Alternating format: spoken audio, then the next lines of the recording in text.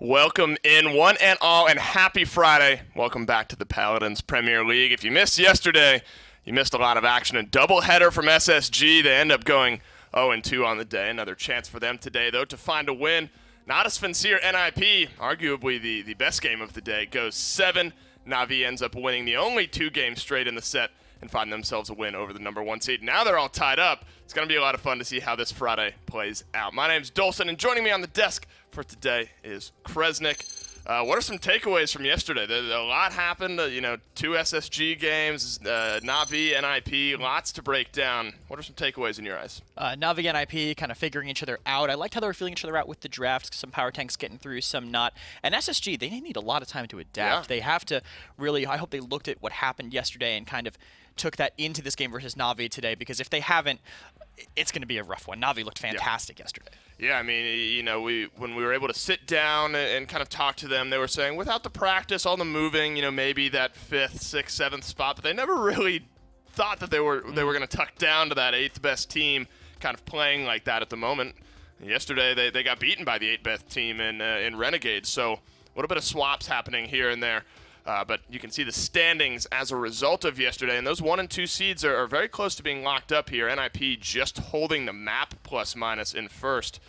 So a big day. This is a day where Natas Vincere, for the first time in months even, could overtake that first spot. Yeah, especially since they're playing against SSG, who had definitely had a rough go of it yesterday. We're going to be looking at some teams that are pretty close to each other, I think, on the standings, at least in how they're climbing today. I mean, Envy, Knights pretty far down, but Knights look like a very different team, I feel, from earlier. I guess we know that with the roster changes, and this is the first time they've played so far since them. So I'm excited to see at least, I think I said this yesterday, but the drafting competition, kind of Simsalou versus the Envy Hive Mind. Yeah, no, this is, looking at the first matchup, Envy versus Knights, this is going to be a great one, I think. I mean, traditionally, this is one where I think you would lean so heavily towards Envy, but like you said, with the recent changes that the Knights have brought in, kind of up in the air. I'm not sure which way this one goes, but Envy have a lot to be proud of, I think. I mean, I'm excited to kind of talk to them here in a couple weeks and see how they're feeling, because I can't reiterate it enough. We're kind of on the downhill swing towards HRX, and a lot of these teams are going to be trying to come into form at the right time. And there's a lot of guys on Envy who I think will really look to start making bigger impacts on these games, Rock Monkey being one of them. Yeah, he's always a player who really knows how to toe the line, get away with as much as he possibly can without throwing his life away. He's always able to be in the right position. I don't want to say he's not a crazy playmaker in the sense that he's not the kind of person who would dive in and get 4 kills, but he will always be exactly where you need him to be, and if the opening is there, he'll take it for sure. And, I like to call it the Rock Monkey effect, because any given game, you'll find a triple kill, whatever it may be, double kill. It can really turn these fights around. So look for him to have a big impact on these games today. I mean, Envy is an interesting team in that they have such a solid group, but if you have kind of Rock Monkey having an offset, maybe Random Noob having an offset, it's harder for them to pick up the slack elsewhere, I think. So it's really extra important for their backlines to have some big games today. I'm interested in looking at the Rubu versus G-Bunny matchup today as well. I know Ruckus has been a big topic of conversation over the last couple of days. More Ruckus play, honestly, yesterday than we maybe seen the entire split up to this point. I think those off-tank frontline matchups are going to be fun to watch today. And both of them definitely have a solid Ruckus. I mean, when you say Ruckus, you definitely think Rubu over Bunny, but I feel like Bunny's shown enough flexibility where I wouldn't be surprised to see him play it. And the way his team executes, I think now, a Ruckus is kind of either a distraction or cleaning up on that distraction. Like, you have to have that kind of two-sided play. And I think Knights are definitely coordinated enough now to make a play like that work. And pivoting over to the Knights as you bring them up, it's kind of an open-ended question. I always love talking to Cuss about this, because he's obviously the vocal guy on the squad, and he's talking about how realistically they're not going to make that top 4 spot. They're mentally preparing for qualifying into HRX, not the auto-qualifying top 4 spots. But it's hard to not kind of think of them as one of the teams that's been steadily improving towards one of those top 4 spots. Bringing in Simsalou, I mean, again, I think mathematically maybe they're not able to reach that top 4 spot. But they sometimes play like a top 4 team, especially when you bring in a guy like Simsala. Yeah, with the change, I mean, they started so far down, it's really hard to want to fight through that. But Simsy has definitely made a huge change to the roster. I don't think Payne was particularly a slouch on the role, but I think Simslu brings a completely new mindset to the team, and it's been helping them a lot, at least in draft and in their general execution. That kind of EU insight to how they play around each other and how they just set up their plays, I think has been really big. And of course, I mean, we've seen him be a star on some of these flankers. And recently with Willow, I mean, he always makes a joke about whatever champion is meta, he's like a 1-trick or a 2-trick of those champions. And I think that's just him practicing whatever's the best enough to get used to it. Mr. Gene? Oh, somebody mean in chat? Somebody must have been mean in chat. Well, that's a straight-up call-out. Whoever said something has now been directly called out by the man himself. I see it. He said Rubu is better than G-Bunny. And that's I saw G-Bunny writing something on the other side, and I was wondering what We've given this guy more airtime than But that's a conversation to be had. I mean, Rubu, G-Bunny has really thrown himself into the conversation of one of the best off tanks in this league, and Rubu is right up there as well. Lots of fun to look at though in this matchup.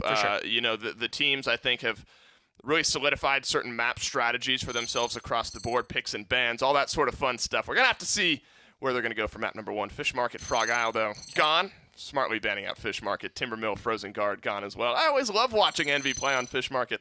Sad we're not going to get to see it here today. That's not a dumb ban for sure. No, that's definitely a smart ban to get rid of for them. And we're going to be starting on Ascension Peak. I believe this is the Knights pick. So interesting map, a lot of ability to kind of contest the point with a lot of different characters. The statues give you a lot of cover there to kind of kite and play around. I like the map too because I feel like you can play a lot of things for a wide map. Sure. Like you can kind of even get away with some of those like Drogo's Willow that you normally wouldn't expect to see on a map as open as Ascension Peak. Let me ask you though, yesterday SSG Renegades, Ascension Peak is the last game in that set. We saw a Shaolin and a Strix. Strix is another conversation I think that's important to have today in the picks and bans because you know, Ruckus has kind of started to spread his wings a little bit. Saw him more yesterday than I'm used to. But also Strix. I mean, Serpent Beach, not necessarily the craziest we've seen Strix. You know, Bazaar as well. But Ascension Peak, we saw a little Strix, and Vocal made it look good. I mean, it's a really solid backline right now. Strix is a lot better than people were giving him credit for, especially with the damage boost, because he does so much bursty damage. It's really hard to kind of, I guess, mentally check yourself of how long you can survive. Because you're like, I have this much health, I can get away with this much. And then you take 1380 damage, and you're like, did not put that one into the calculator, wasn't really ready. So I think that's why. And also, I mentioned this yesterday as well, the changes to stealth. No one really messed around with Strix after they happened, but now he doesn't get knocked out of stealth as quickly. You just have the numbers that come up over where he is. So unless you have a very rapid-firing champion, you can lose him really effectively. He has kind of more of a getaway than he used to. And, you know, before we dive into picks and bans, I'm interested kind of in an overview. If you're looking at these two teams, are there any, you know, maybe matchups between individual players that maybe you look to aim for in a draft, whether it be, you know, making sure G-Bunny's comfortable if he has a tough matchup against Rubu, or maybe Random Noob is going to be a lot of focus for Envy? That's what I was going to say specifically is that Envy kind of struggle against teams with very strong flex players. So in the past, Payne was good, but I don't think he was the star that Simpsy is. And now I think Knights are going to push like to take advantage of that for them. Because I mean, we've seen Envy against teams like VP and SSG against Fish and Freeze. They really do struggle against the space that they make. And this Knights roster, I think, is a much better matchup because of the changes they made than they were to them in the past. This is one of those matchups where, you know, technically it's a 3 versus 5 or 6 or whatever it is, but with the changes the Knights have made as they start to swing forward, can't really put it for you on paper. I mean, I think Game 1 will definitely get us a better idea.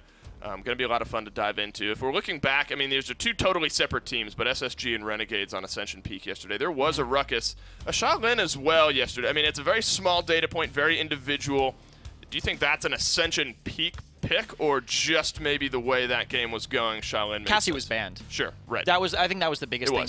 Cassie was banned, and they had Ruckus. So they wanted to... Leon into Ruckus is a much worse mashup than Shaw into Ruckus. Sure. So that's why. As far as I would think. I mean, it was SSG, and I don't want to give away too much, but I would assume that was the logic they went through. Looking at the bans here, going very quickly.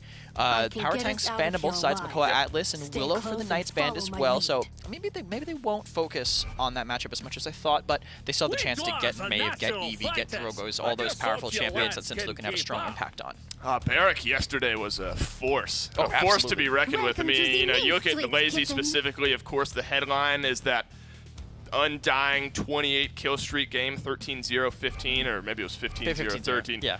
At any rate, though, such an impact. So smartly, I think, picked up first here for Tulki by Envy. Answered back, though, Ash Khan. I mean, the debate between which one of those deserves to be first pick has kind of been a big topic of conversation, and Knights get both here, so their front lines are already looking pretty good. They're looking really aggressive, and you can kind of supplement not having a point tank on this map by just using the cover on the sides. Right. You can kind of play around those statues really well. Looks like they will give Simsaloo, that Eevee, the potential to duel and dive around, and hopefully for them they can fight into that Maeve. And Strix coming in again. Like I said, he's people are figuring out how strong he is and how hard it is to dive him. He's not as easy to dive as you'd think. They will take out the Ruckus to try to deal with him, but Ruckus actually is a pretty decent, I won't say counter, but I mentioned how you need a very rapid fire primary to kind of track the Strix, and I mean Ruckus has 200 bullets in the clip that go very fast. Death by paper cuts, as we like to put it around here, and Ruckus certainly is that. Ash Khan on the opposite side, I mean, it's a very aggressive stack of off-tanks. Does Ash kind of fill in that primary main tank role then at that point, or do they maybe look to overwhelm and then they cycle back and take the point? I think it's Khan. I think Khan is the one who fights on the point because the point is so flat that he won't really have that height disadvantage on his shield, minus the Maeve just double jumping, but no matter where you are, you're not stopping that no matter where you are, so it doesn't really matter. So I would say I would expect to see Tulki on Khan, Rubu on Ash on, oh sorry, the other way around. I would expect to see Zarini on Khan and Bunny on Ash there. Well, 5 up, 5 down for both sides. 10 champions locked in. You got Knights on one side. You got Envy on the other. We got set number 1 of this Friday kicking off. Thank you guys so much from the desk. I'm here, Fawn, with Gorf. Hope you guys are having a fantastic Friday. I'm really, really excited for this upcoming match, Pittsburgh Knights versus Envy. And we had talked about something a little bit beforehand, Gore, is that I was like, this is the first time that I've seen somebody ban Fish Market, but it's a target ban. Oh yeah, no, that's definitely, it's a good Envy map, just like Ascension Peak is a good Knights map, right? This is actually one of the few ones where there's, I want to say maybe a couple of teams have those maps. Envy right now or Fish Market, they rule that area. They just tend to dominate it. Knights, I don't know if I can say they dominate Ascension Peak, but in my mind, this is just a comfort place for them. It's specifically through Split 1, so I want to see if this Split 2 roster, you know, a couple of new pickups for them can make it work just as well. And that comes down to the biggest thing that stands out to me, which is going to be the Strix on this map, just because of the fact that snipers don't quite see as much play here as they used to. The scopes are a little limiting. Much like on Frozen Guard, you'll probably see him go kind of for the high ground. I expect maybe over here or either on the left. Either way, he's going to get kind of very limited line of sight, but it's enough to be able to get a couple plugs in. You definitely want to make sure you aren't actually in a bad spot when you're on the Strix. Want to make sure you stay as far back as possible. Don't want to get dove too heavily by the Maeve, but already Team Envy losing a little bit of the engage here on the side, on the high ground as well. Just has to forfeit a little bit of that space. You already see Ricotta pushing in, being a little bit more aggressive, but knows that random moves on the side. A nice headshot's going to leave him looking pretty low. Couple of good shots from Nagasi here. Could turn this around. G-Bunny going to go down. That's first blood. And honestly, those matchups, the fight between G-Bunny and Rubu, to me, might make or break this game. I entirely agree with that, especially the fact that it was just a first kill in this case. Zarini already following up soon after that. Once you saw the first blood, the kills just start flying through. 1-for-1 trade already. Maeve, Eevee, both down on either teams right now, but Envy leading with a strong 54% with another kill from Rock Monkey or Ricotta. And honestly, that's the biggest thing. Rock Monkey and Rubu right now are just controlling this side. They're corralling away everybody. Zarini playing Khan, like we've seen him as a point tank. We've seen Ash as a point tank. We know both of these champions can get onto this objective and control the zone, but they don't have any pressure to back them up. Zarini comes in and just gets melted down. The issue with the Knights right now is they lost that control early on and they don't have the ability to retake. They're going to try and at least contest it as far as they can, but G-Bunny going in shoulder bash, but 2 kills are going to come out for PK. Ricotta and G-Bunny finding some of their own with the Inflame going through. Ricotta with a double kill is going to leave Envy shook and forcing them back. So that was 100%. They had no way to retake, and then Ricotta decided he just would kill everyone. Like there's no other way to describe that moment. Ricotta put everything that he had on his back, moved forward, got a little more aggressive with the Strix play, and was finding kills because of it. If he doesn't get rid of the Mave with that shot, then all of a sudden it's going to be a different story. But now with Cuss burned down, Envy can turn it around. Already 3 kills on the side of Envy, all on red. Mr. Hayes leading that engagement off with a through time and space. Going to be enough for Team Envy to cap this first point, with Toki getting the last kill before Random Noob finishes off Simsalute. And it's those moments. I mean, look at the slash lines: 1, 2, 2, 2, 1, 1. Not inherently negative, but they're not really like they're spreading the love first off. So I guess that's good. The kills are all everywhere. But Simsy's 0-2. Simsy's not picking as much up. Ricotta comes in, has a big performance, has those hits that he needs to get his team back in. But that was it. That was the only fight they had. Rock Monkey, Mr. Hayes, Random Noob, like everyone on Envy is making sure to get a little more piece of the pie for themselves. And so far it's been working out for them. That point was pretty much won on the right-hand side and then enveloped around to just push out the Knights. 100% agree on that, my friend. The overpower to start things off allowed them to at least get a kill, which is going to allow PK to push forward, try and get a little bit of a zone of their own, but they don't want to over-press too far. You already saw Simsalute move in, blink, get a few shots forward, and then back off. They still want to give them the respect it is that they need. Don't want to push out too far. There's too many places for them to get hit, and they want to be able to control coming up this hill. Really, I was wondering what he was waiting for. He got the headshot, and that's exactly what you want out of him. I mean, 1,800 damage, that's going to double now to the 3,600 that he's able to accomplish. And those moments, like, yeah, 3,600, first off, that's a big number in Paladins no matter what. Not enough to kill a tank, but it makes that barrack increasingly uncomfortable to stand on the objective, and it's just buying time. In a map like this, very similar to what we say with, like, Splitstone Quarry, your goal is just slow it down. If you spend a minute and a half now, which Envy has, and you only get to 60%, Knights are feeling perfectly fine because you haven't hit the tough part yet. So they can hold you off, delay the game as long as they can, and just feel comfortable. Get warmed up because they definitely need it after the way the first round fight went. Yeah, especially after that early overpower onto a Random Noob very beginning of the game. However, this time is going to be something because now they want to push in, but the Inflame just to be able to counteract what it is that they're doing. But Zarini's in a bad spot. He was getting hit from the front and the back. Ricotta has to open up and leave some space to make sure that PK can actually capitalize on this situation. But Rubu is looking pretty low, and he's going to go down thanks to Ricotta. And because of that, now PK have been holding this. Literally, Envy has been fighting an uphill battle trying to get this payload up and over on the flat ground so they can try and control the space. Wasn't able to work, and because of that, we're at a 1-1 tie. And honestly, I think if you roll that back and you give Rubu his emitter shield cooldown, there's a different story that's happening right now. I think he's waiting for that cooldown. He's in an interesting position, but it's just not enough to make anything work. So he gets kind of caught out there, and it does end up awarding the Knights a defense there.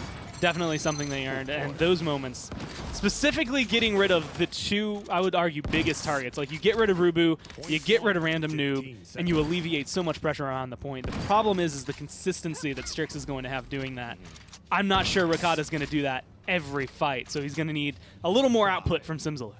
And what's interesting is what I just noticed that you said consistency when you're referring to Strix. We saw Strix a lot of times yesterday, more so than we've seen him on some of these other maps. Now, the thing is that you don't normally think Strix when you're thinking of Ascension Peak, right? However, the time was that we saw him multiple times throughout yesterday. Immediately after a couple matches, it was like he was showing up all over the place. And now we see him here today on Ascension Peak, which is, that's something that's, you don't attribute Strix to that. I mean, it's one of the things Kresnik has been mentioning, but the stealth changes where you just see a damage number pop up instead of getting knocked out of stealth can make it a lot easier for Ricotta to get into better positions up there. Unfortunately, if you have someone like Ruckus with miniguns, the damage numbers are going to be enough. He can trace you, especially with the rockets, and he's able to find that burn down. But it's the trades that are really important here. Simsalute finally showing up. Yeah, I mean, already with a double kill. Really, I believe it may have actually been a triple kill in this case where he actually eliminated a few targets on Envy's side. The aggression it is that PK showing now that they want to be able to cap this point, 60% on it already. Zarini landing that overpower onto Rubu is going to be enough to take him out of this fight and force Toki to go in alone. And it's going to be awkward. He's stuck between a rock and a hard place. The statue, the wall, and, well, a couple members of the Knights just making sure to caravan him into this corner. And with Random Noob getting rid of Zarini, it might be able to buy some overtime, but you do still have to burn through another tank. You still have to deal with a lot of flanks. And unfortunately for Random Noob, that means Simsalu's still around. Midnight was trying to be used to slow things down just a little bit, 99% on the point. But a good shot from Ricotta is going to leave Rock Monkey in the dirt. That much is for sure. Rubu gets picked off by Simsalu soon after that. Mr. Hayes looking pretty low at this point. They're going to push him, make sure they pick him off as well. And now that Envy's just feeding PK at this point, it's going to allow them to lead with a 2-1 lead over Envy on Ascension Peak. And that was just well adjusted from the Knights, right? I mean, they recognized where their issue was standing. And it was, well, first off, Simsalu didn't quite have the most stellar first round. Right. But also, they lost the fight over the well. They lost the fight over the high ground that has vision onto the point. And when you lose that area, it kind of, I mean, it does. It loses you pressure for the objective, because all of a sudden Rubu, who was standing over there, Rock Monkey, who had been standing over there, have free vision onto your tanks. They have free vision onto your backline. They are perfectly fine everywhere they want to be.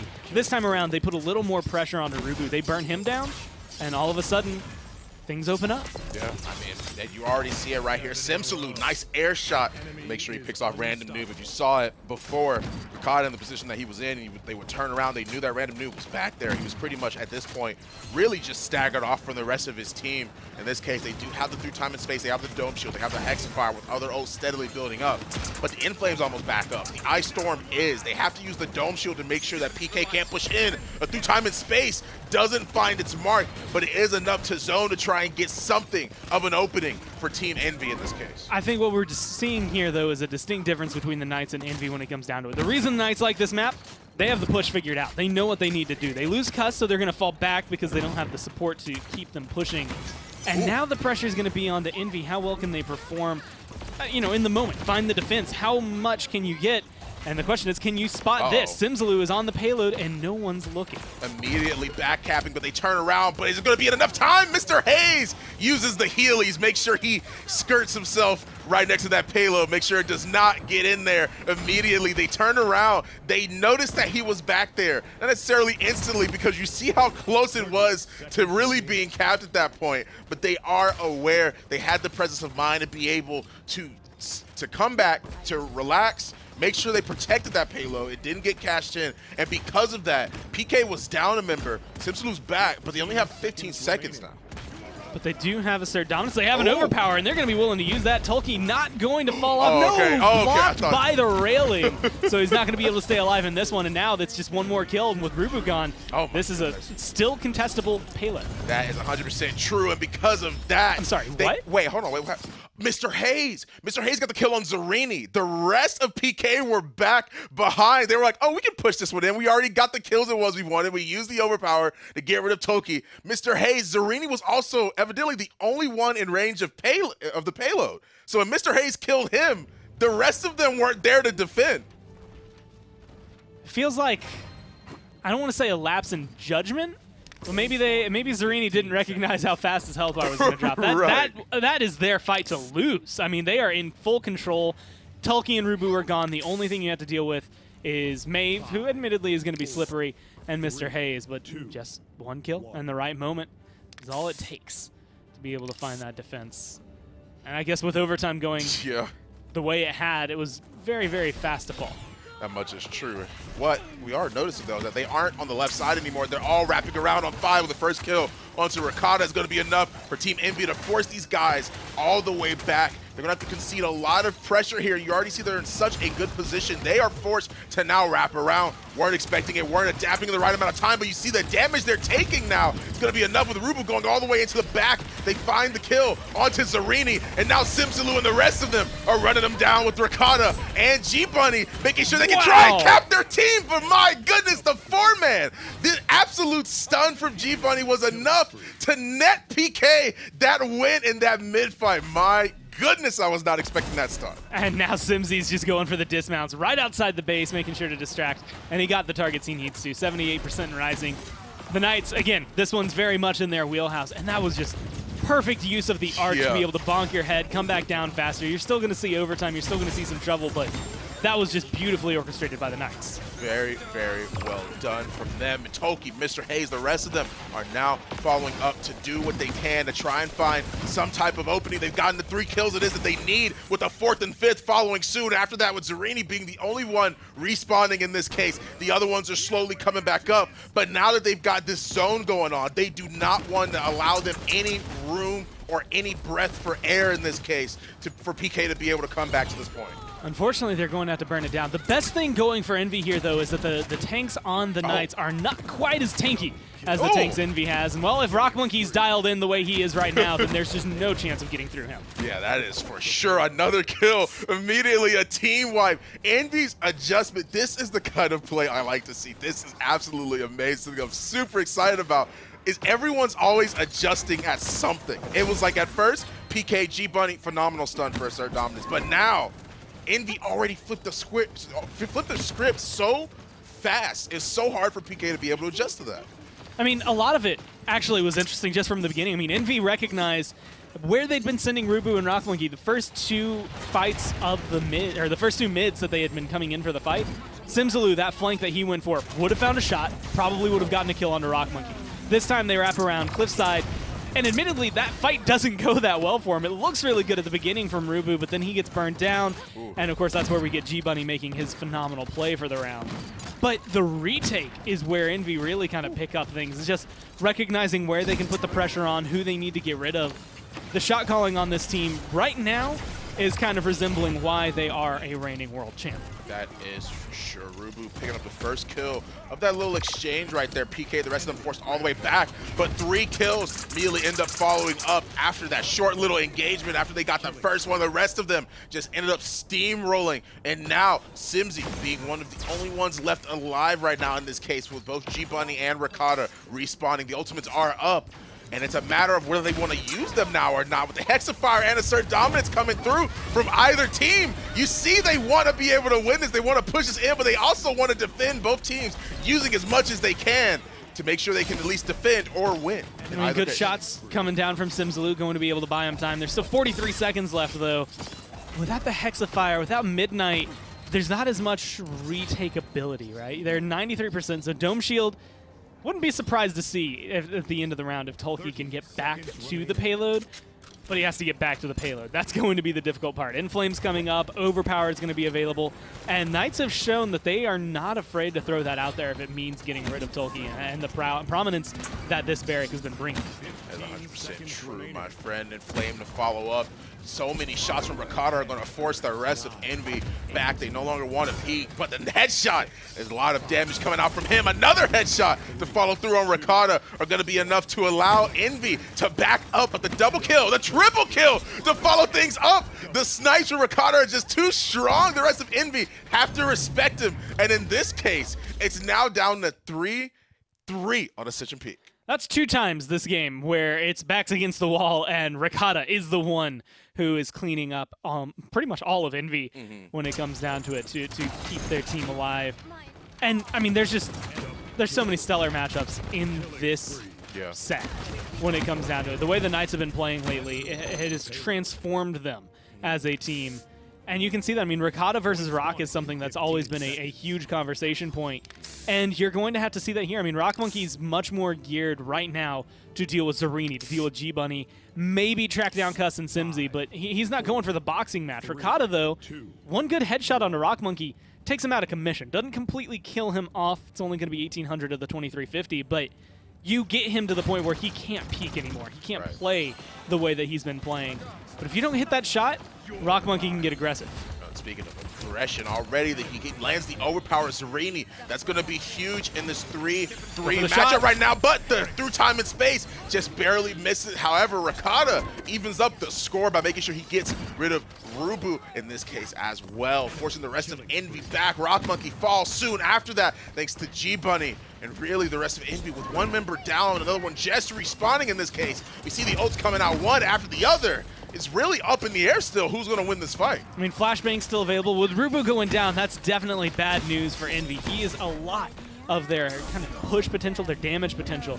But Midnight's going to come through, and that's going to enable them to at least get back in here, and 2 clean kills. The Inflame to try and make sure they can at least defend or stand their ground in this case. But Rock Monkey being able to clean up the competition, make sure that he can actually find the kills that he needs, and he does find them with him and Rubu pushing up so far. It's like this could be it with running Ricotta down, pinning him against that wall, uses a Hexifier to clean him up. And in this case, PK stepping in, trying to give themselves a little bit more time to at least touch. Both G-Bunny using the assert dominance to make sure he can cause overtime, and Simsaloo running in there. This fight is looking pretty dim for PK right now. I mean, they're doing whatever they can. Overtime's ticking down. They're still just close enough that they can keep ticking it up, but they're going to have to find a better way to control it. That's going to be 500 health gone for Simsy. Oh, man, and along with that, Zarini is soon to follow. G-Bunny looks like he's going to be the next one there because healing as much as he can, but Envy are going to take that first game. Man, oh, man, what a game. Mr. Hayes with like the perfect in-screen, standing in the center, Gentleman Genos, everything you would need. And Knights played so much of that really well. This was such a good game to show the adaptability of these two teams. I mean, a lot that came down to, oh, well, they do this, we're going to do this. They did that, we're going to do that. Like, just each one kind of escalating off of whatever the last one did until, well, Envy do end up on top. Yeah, I mean, I mentioned it before at the very beginning, the adaptability from both of these teams, being able to know where to be, adjusting their positioning, wrapping around. So many amazing plays and so much work happening from both of these teams. But right after this break, we'll be right into Game 2.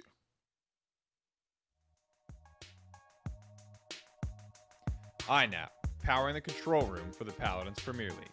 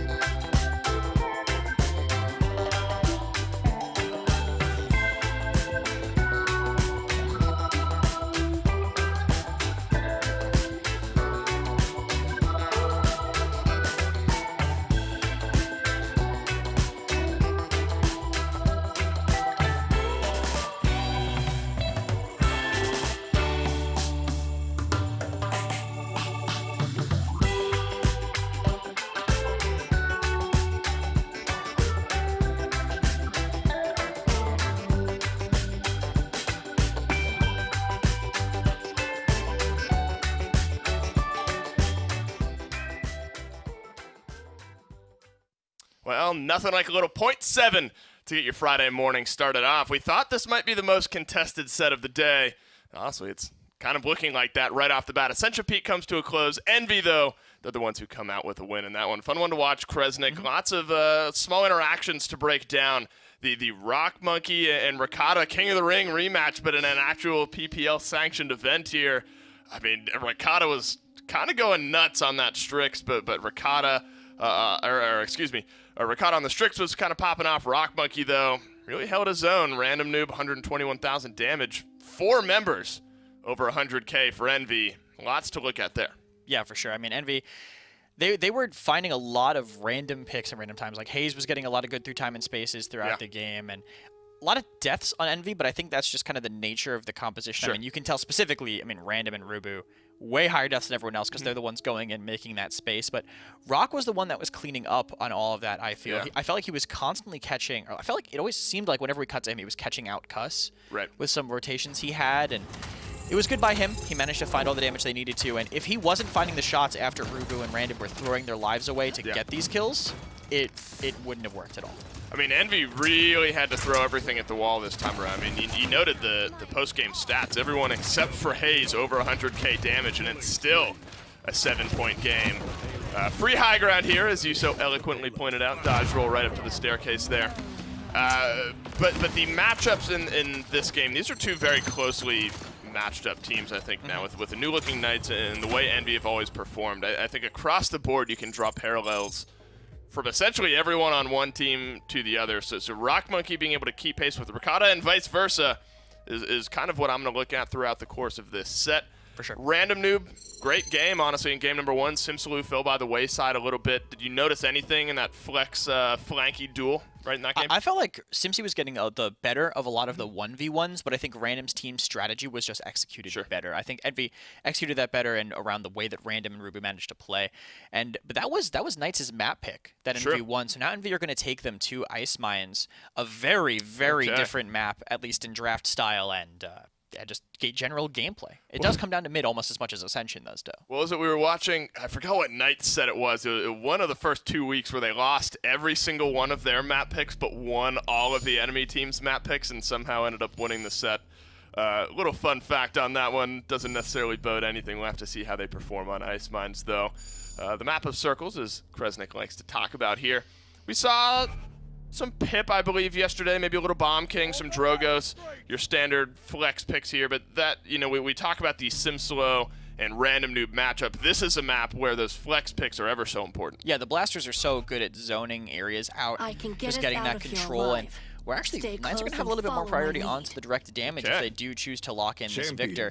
Pretty solid on this map. Again, the grenades are chasing around corners, really good. Definitely one of the better backlines for this map. Rotation, not as important, because you're kind of just going to be controlling one area until you decide to go in. It's also kind of a direct way for them, at least, to deal with this Drogos that Envy they knew was going to pick. Random has always liked Drogos, even when he wasn't that good. So on a map where he's good, in a meta where he's pretty good, definitely going to be something Envy would prioritize. And I really like the Willow ban here from Envy. I know, you know, if you follow Simslow on Twitter, such a huge proponent of Willow and where she's at. I mean, obviously, he's the one who gets to play the Willow. If you have to play against it, maybe not quite as fun. It is going to be the Pip, though, for Simpsy, paired with a Genos Victor Ashe as his other three. So a very strong, well-rounded composition there from the Knights. They'll be looking for their last frontliner for their 5th pick here. Envy, though, they're going to have to show the remaining cards. I mean, we're talking about Strix being on so many different maps nowadays. Ice Mines was not one that jumped to mind.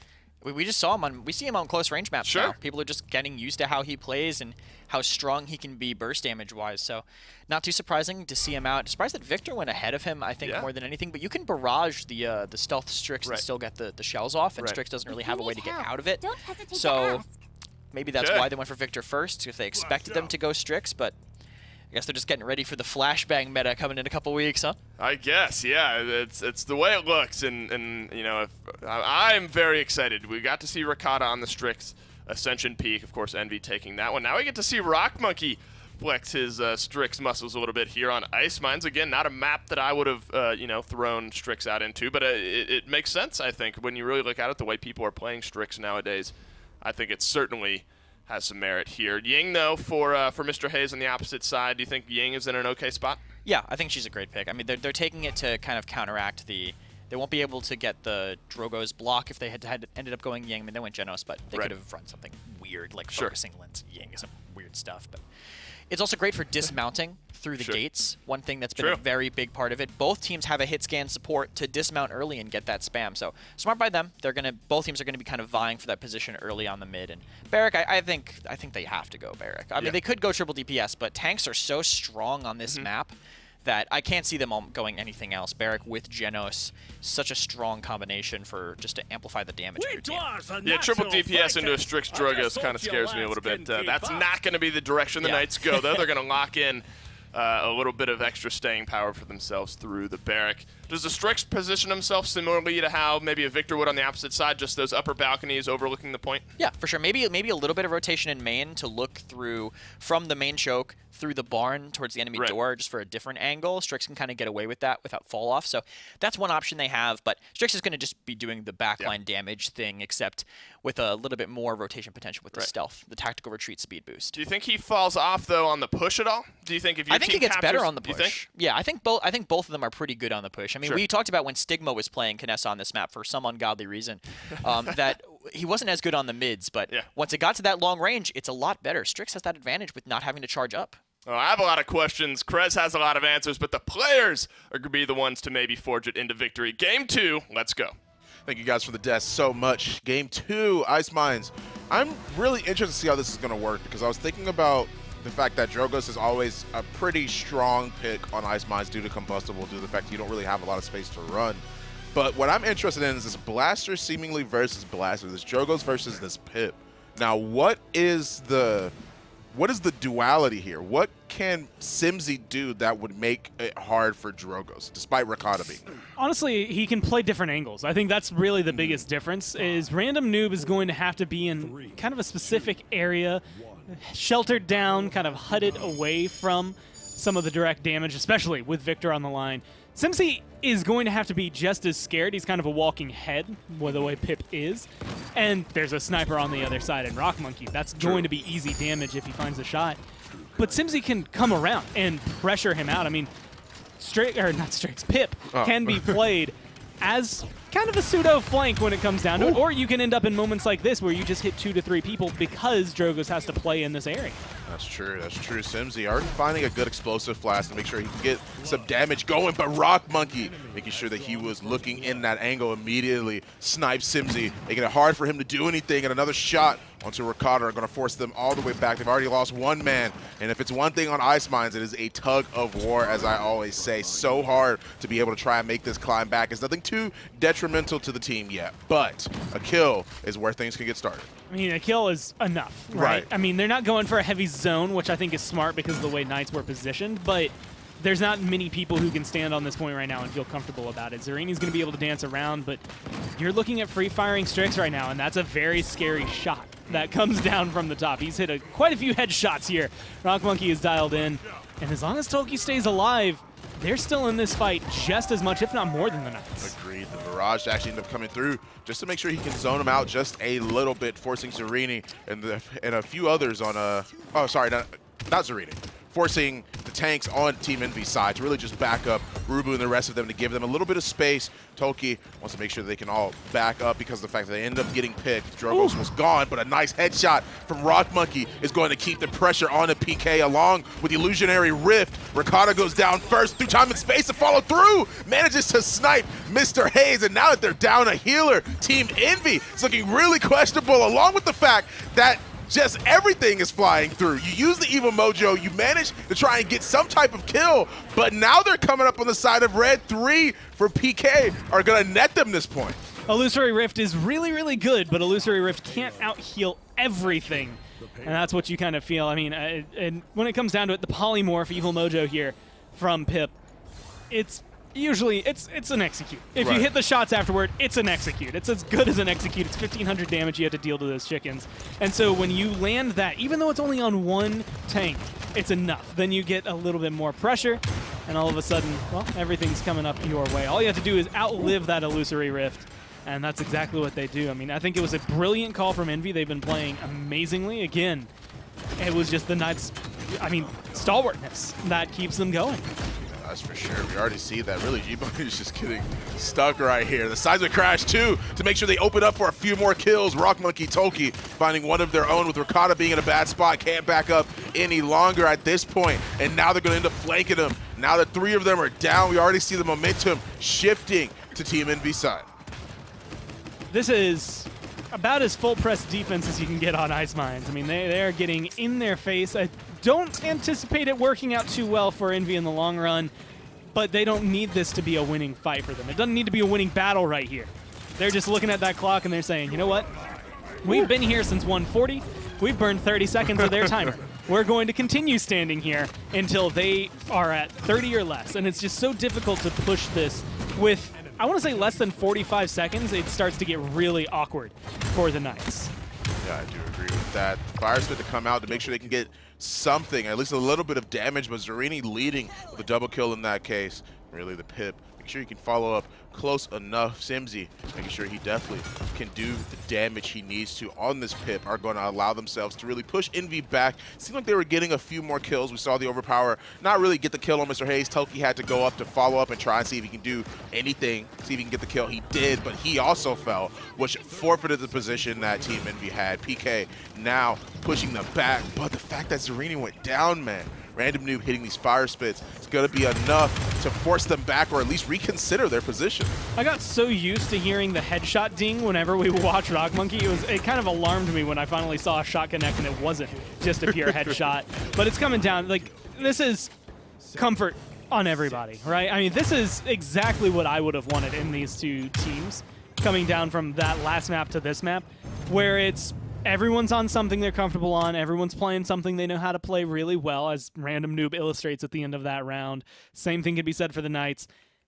And it's going to come down to adaptation. Right. I mean, the same thing that won them the last game from Envy. The same thing that helped the Knights stay in it to make it a 4-3 for that entire time is going to play just as big, if not maybe bigger, a role here. Ice Mines, you have to figure out this mid-fight, and you have to figure it out fast. Envy had control, lost control. Had control, lost control again, and it's just you have to figure out what they did wrong, and I think a lot of it comes down to where the zones were or lack thereof. There was a point where they got a very good pick, the first pick even, and they didn't get aggressive with it. They didn't put anyone up to zone. They didn't try to lock anyone down. And so it just ended up kind of floundering in their face as the Knights casually walked back into their positions. Exactly. Good points, my friend Gore. Really cuss all the way back here. Healing, giving a few heals out here and there. They know the not a Rock Monkey, the Drogos is around the corner in this case. Random Noob, excuse me, is getting those fire spits off. They don't want to push up too far forward. Rock Monkey in this case looking for some shots. No definitive kills yet, but everybody's landing shots at least at some point. But the percentage is steadily climbing in PK. I think Envy's really just trying to look for their opportunity here. I mean, right now, they've got pretty much everything they want. 42% before anybody on Envy starts to contest. And then they can just back up, although Simsy's going to have to pay attention to his health bar. Strix is looking for him, and that's kind of a dangerous place to be in. If you're Pip, if you're Barrack, it's a little easier just because, I mean, like, it feels like half of your body is your head just because of the size. So it's maybe a little easier for Rock Monkey just looking for a standard body shot to hit that headshot on you. Ooh. And right there, you see another one. Yeah, that's for sure. You see them through time and space as well to try and counteract Random Noob's Dragon Punch, but he still finds it onto G-Money. They have to use Dome Shield, pretty much are forcing not really the point fight, but forcing them to at least back off in this case. Rubu on the side, landing a few shots here and there. He's trying to hold this flank as hard as he can, but a good Evil Mojo is going to be enough to land Ricotta that kill in this case. And PK are holding on as best as they can. A one-on-one fight between Simsy and Random Noob are happening, but the Explosive Flash is going to force Drogos to back off. And that's the glorious thing. The best thing for Random Noob in that scenario, though, is the fact that, well, he had to pay a little bit more attention than just the Dragon. Looking over towards Tulky, ultimately burns him down, though. Simsalu's able to get aggressive. And the Knights, this time around, it felt like they knew what they wanted to do from the beginning, and they executed it exactly the way they planned to. Simsalu trying to find a few shots here and there. Rubu, the presence of mind to know when Simsy was stepping a little bit too far forward, punish him for that, for a little bit of that mispositioning. In this case, lands the overpower. The fire spit comes through, lands so many hits in that case. The percentage of Dragon Punch is steadily climbing, and the kill on the Simsy is going to be enough for the rest of Envy to try and push forward and get this zone. And now this is like sort of deja vu. Now we're seeing the same situation that we saw just last round. Well, that overpower is set up to ideally give you that ground back. Right. I mean, it's set up to get that same play, to get us back in this position, to zone you out as far as we can, and make it so that the Knights just can't do anything in this game. It didn't work. Right. That's the thing. They did gain ground off of it. They got about 50 feet forward, back up towards the payload, and then the Knights just fought right back at them. This Dragon Punch is going to do much the same. They do get enough damage to be able to charge these back before the next round, and they're just, high time. Stop this payload, see if you can get as hard of a defense as you did last time around, but it's not looking as clean from Envy here. Definitely not. I think they're finding the picks at the right times in this case. Ricotta first one to take him down in that case. And Rubu, soon after that, finds a kill on the Simsalu. Once again, the trading 1-for-1 PK. Oh my goodness, that was like such a good flare, Rock. That was awesome to see. From that far, too. That's Yeah. Normally a flare like that, it was completely negligible damage. It doesn't mean anything at the end of the day. It was just a really good-looking shot. Yeah, I mean, what else can you say about that other than the fact that it just looked extremely well? The barrage tries to come through, tries to land a few rockets here and there, or at least force Envy back around that corner to give PK a little bit of time, a little bit more to think about their next steps here. McCuss making sure that he can land the hit onto Rock Monkey is definitely going to be the pick it is they need to continue pushing this payload forward. I mean, Genos on Ice Mines has just been a game changer. This entire split. We're seeing it right here, I think, more for the Knights, but we've seen it a lot for Virtus Pro. We've seen Envy do it. Like, he is just such an essential champion on this map lately, it feels like, because of how much he can bring And this is going to be the double whammy since he can help take care of that sniper with that ultimate. Good shots from Rock Monkey right out of the spawn, though. Will at least send this to overtime. Yeah, no definitive kills. Zarini is here. G-Bunny charges his way right in to make sure he can at least put some pressure on the Rock, get them off of that high ground, but it's not going to be enough shots to keep him a little bit more scared than normal. He is landing the hits it is he needs. Rock Monkey, G-Bunny tried to move in to get something of an aggressive start for PK to be able to push this one in, but a double kill looking already good for Rock. Another headshot followed by the flare. Mr. Hayes Toki clean up the other kills it was that Rock Monkey just set down, and now we're looking at a 2-2 score. If Rock Monkey had a full clip when he got that, or I guess, 5 shots left after that double kill, that is immediately him headshotting Barrick, headshotting Pip. Yeah. Like, he just keeps going. The only reason he truly has to switch there is he just doesn't have enough bullets for everybody at the end of the day. Good shots from him, 8, 5, and 7. Not quite top of the damage charts, but he's competing with Victor, so it's understandable for him to be trailing a little bit in that area. And notably, no illuminates. I feel like that's one thing that we've noticed a little more often against the Strix. But the Knights, especially in a map like Ice Mines, you're going to be in window. We know where you're going to be standing. Like we don't have to look for you. We're not hunting you down. They don't even have a flank that's really going for him. I mean, Simsy, and unfortunately, the slash line at 3 and 8 isn't looking for the Strix here. He is almost all in all against this Drogas. He's fighting specifically to stop Random Noob. Yeah, we already see Rubu going around on the side here, trying to find really a couple shots or at least set himself up for the position he needs to be in. Fire spec comes through from Random Noob. Rock, of course, everyone's really just trying to bide their time. They're trying to look for a good opportunity. A fire spit hit on both of them. Simsy walks up to try to get something, at least, I shouldn't say to get something started really in this case, to really just try and find his way in. The Dragon Punch comes through as well. He goes straight for Cuss in that case. I believe he was trying to hit Simsaloo, but it just so happens that he ended up taking out Cuss instead. And really were grouped up in that case. Simsy finishes off Random Noob, but Rock Monkey already with a double kill. G-Bunny tried to go up to at least start, well, not really start something, but try and get the stun, I believe, on Rock to zone him out a little bit harder, but the kill on Toki might be enough for PK to get a little bit more percentage onto this point. You're going to be able to get the zone, and that's what they needed, a little bit of pressure in return to that Dragon Punch. I mean, Random Noob's going for the 2-for-1 special, only found the 1-for-1, and unfortunately, he did not want to go down in that scenario without getting rid of Simsaloo. Now, Overpower going to come through. This should open the door back up for Envy, especially with Simsaloo off the board. That means no Evil Mojo to deal with. But you've got a lot of pressure, and they're at 87%. Barrage will come through. They're using the ultimates to make sure they can zone at least as hard as they can to try and net something. The damage on the Rubu, though, is going to be enough, but not enough to save Ricotta at the right time. Random Noob landing a few rockets here and there. We already see a 2-for-2 trade in this case for both teams. G-Bunny and Toki really engaged on the point to try and fight. He tries to use that Evil Mojo, but the CC immunity from Inara is not going to get her changed in this case. And shout out to that CC immunity. I mean, that change definitely hurt a lot of pips there.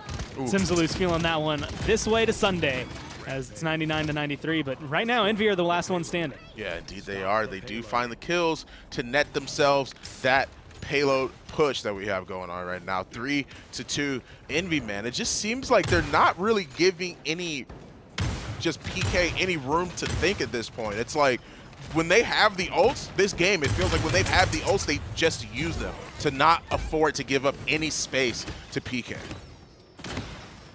I'm just wondering now, what do the Knights learn from Envy's defenses? Like, how much can they do? Granted, last time it was a little bit of luck, a little bit of talent coming down that really gave Envy that final fight. But this time around, it's how well can you stop him right here? I mean, Simsaloo, Pip, I think this is one of his best maps, hands down. I mean, it's just perfect for him. It feels at home, very similar to like Bright Marsh, where it's just, if you find those shots with the way he's got his bonus damage, it can open up a lot of doors, but you need to deal with Random Noob. He's just floating around, and Drogas can do just as much, if not more, if you grant him the opportunity. If he's not getting enough attention, the amount that he warrants, then he runs rampant. Right, exactly. Simsaloo just trying to hold his bridge in this case.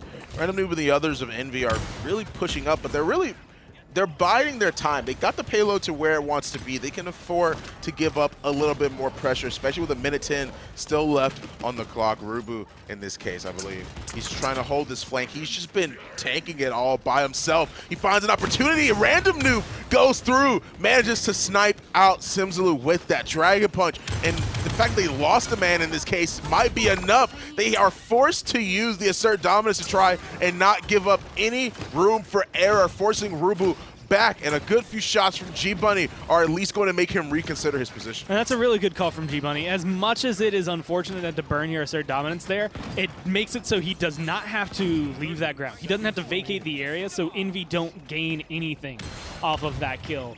Pip's going to respawn right there.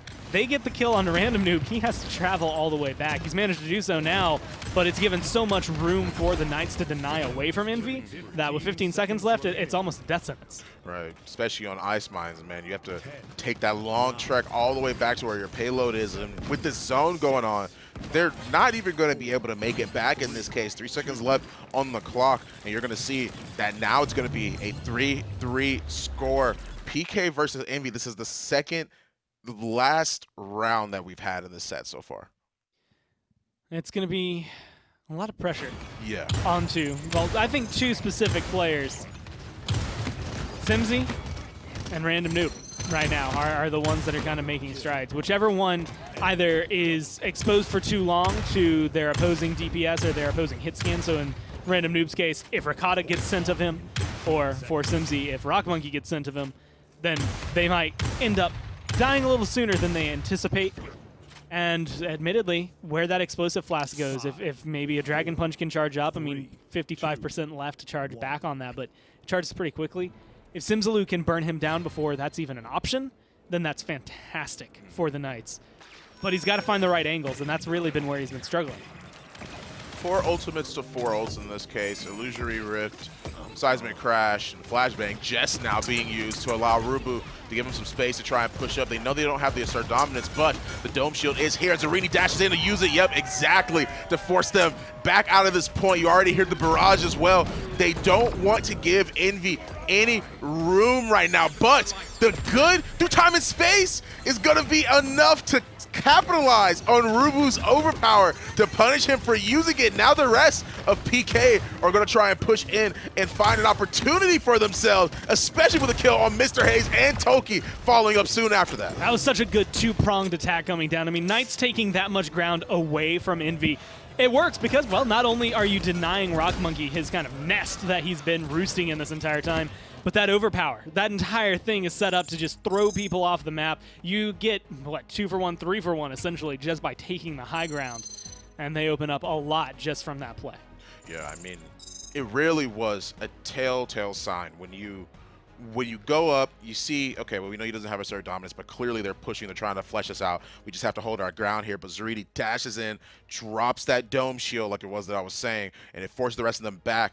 Rubu tries to get an overpower. He manages to land it because just being aware of the fact of where they are because of the callouts, because of the communication that PK had, were able to snipe Rubu and make sure they weren't able to capitalize on that. I mean, it's a lot of, I don't even want to say nuance. It was all on paper. Everything they did was just a checklist that the Knights had going into that last point, where they're just aggress onto the high ground, don't let Rubu get a good spot to overpower anyone off the map, Dome Shield to take the ground, and then collapse in on them. Just push them out as hard as you can.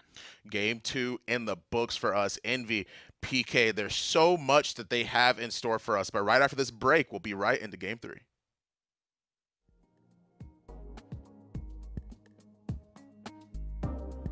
Alienware, the official PC provider of the Paladins Premier League.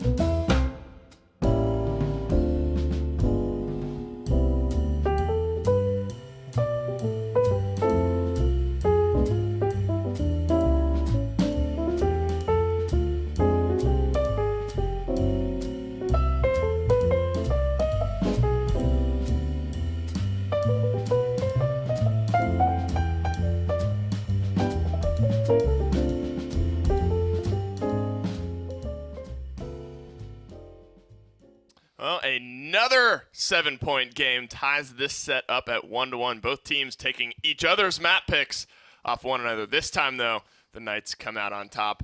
Ice Mines is always an interesting map for me to watch, Kresnik, and a lot of the interactions that we normally get to see. But this time, some interesting champion picks as well. Notably, the Strix is what I had a lot of questions about prior to the game. I mean, very, very close. I don't know if you can blame one specific person or champion pick, but was Strix maybe all it was promised to be in your eyes after this? I think it did pretty well, at least on the defenses specifically. I mean, he was able to hold in that gate, spamming down, but saying that, oh yeah, this character is so sick on Ice Mine's defenses. Right. So is everybody. I mean, it's Ice Mine's defending, but still able to do a ton of damage, out-damaging the DPS hose himself, Victor. I mean, that's all that Victor does, and Rock still managed to out-damage him, which I think does give a little bit of merit to the pick itself, but I think Knights just played it better. I mean, look, Cuss started master riding.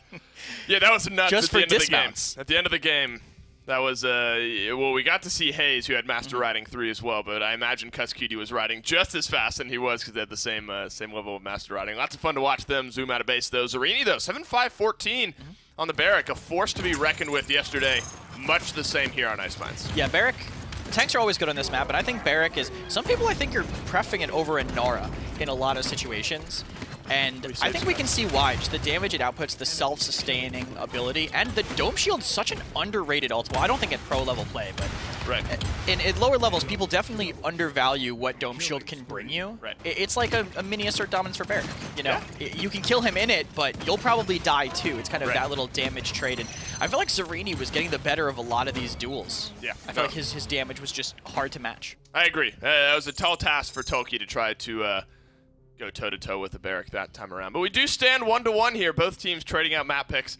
And now we're at the point where if you lose, you get to pick the next map, which means Envy are the ones that are on the chopping block here, which maybe the Knights will be happy about if they're able to win all of Envy's maps right down the line.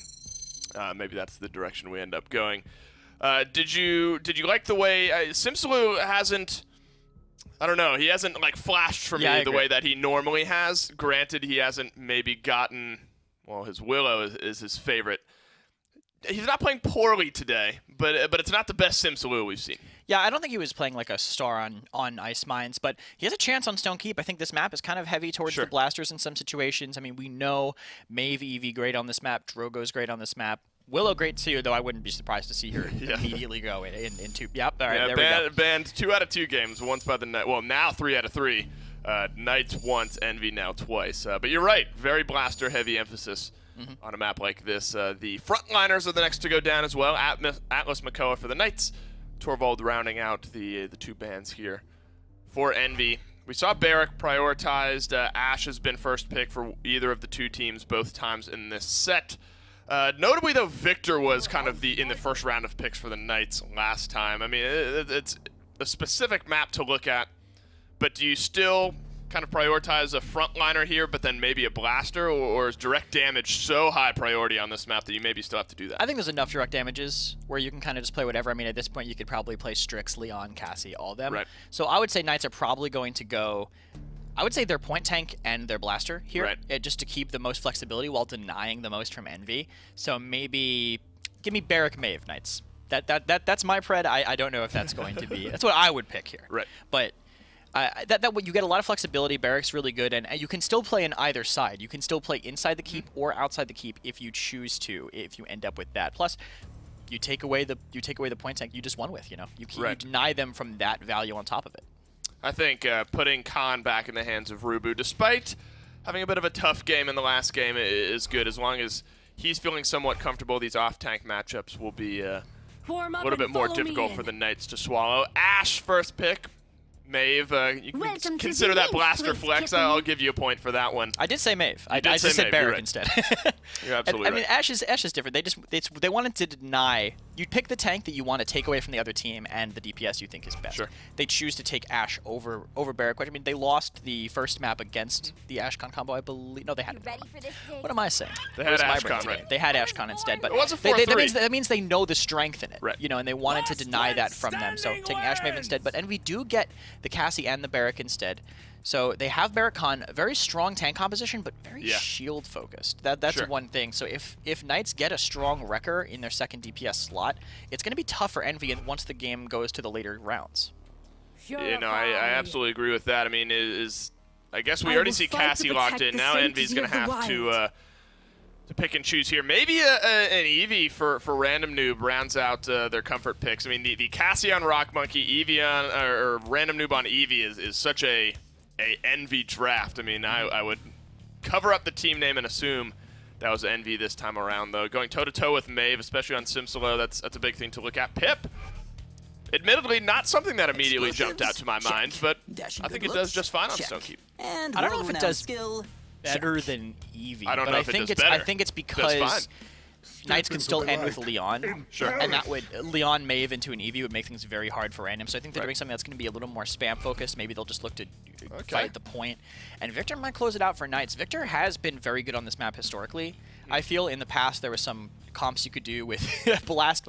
Well, you used to run Nightshade back then, so you would have your Willow dismount. I remember I have, in a scrim against a team, they ran Victor Willow, this is forever ago, and 2 members of my team died in Banana rolling out because of a Victor nade plus Blast plus Nightshade combo. So that's not what we're going to see. We're definitely not going to see Nightshade because Willow's been banned, but Victor has that ability to dismount with the nade. It's very hard to avoid, and his damage potential is just so high. His ability to just stay and spam from that fire platform onto the point. I always love seeing a little bit of Victor. Got the win on Ice Mine's 4-3 in the last game. Yeah, game 3 here. You got yourself a tiebreaker.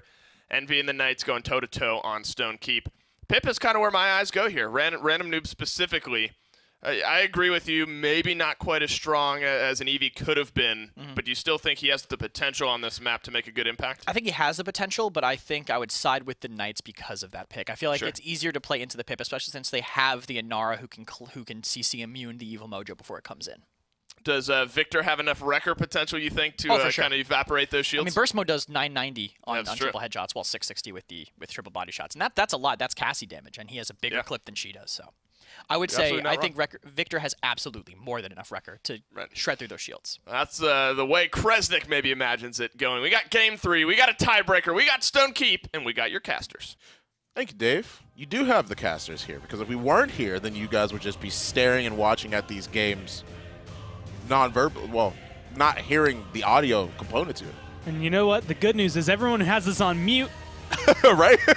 knows exactly what that feels like. And they don't even know that I'm calling them out right now. So it's a little bit of double dip. This is going to be a fun one, though. I mean, between the two of these, the last 2 maps are very 4-3-able maps, if that makes sense, where it's just sometimes they're hard to convert. It's a little easier to maybe find a defense. Ice Mines has been prone to that for a long time. Ascension Peak, it kind of depends on when a team finally hammers it out. Some teams can knock it out of the park. Sometimes it does go 4-3. Stone Keep can fall in that category, but it is much less likely. This is a little easier to maybe try and snowball on, and it does feel a little more at home, I would say, for Envy, but this is such a good draft from the Knights to keep them locked away. You already see that several members of PK are really just pushing his advantage. A nice wall is going to net them more aggression and more damage on the team Envy. They're going to have to respect them a lot in this case, forcing them all out of the keep, netting it for themselves, but Cuss, man. Cuss was living so low within an inch of his life. Almost ends up getting killed by Random Noob in this case. But the rest of Envy going to have to back up. PK does have control of the keep now. The first blood on the Toki is going to start netting PK some percentage. And that's just going to give them complete control over here. I mean, you can see Rubu having to walk around. He's going through his own banana back there, as Kresnik likes to call it. I'm assuming most of the players also like to call it. But it's not going to be a lot of pressure gained. I mean, he gets knocked back by G-Bunny. He finally does get forward, but he's kind of fighting over near stairs and the window. There's not a lot of opportunity for him to jump down and feel confident. Luckily, Tolki's back. Unfortunately, it's 80-30. That much is true. Random Noob, man. Ricotta, dude.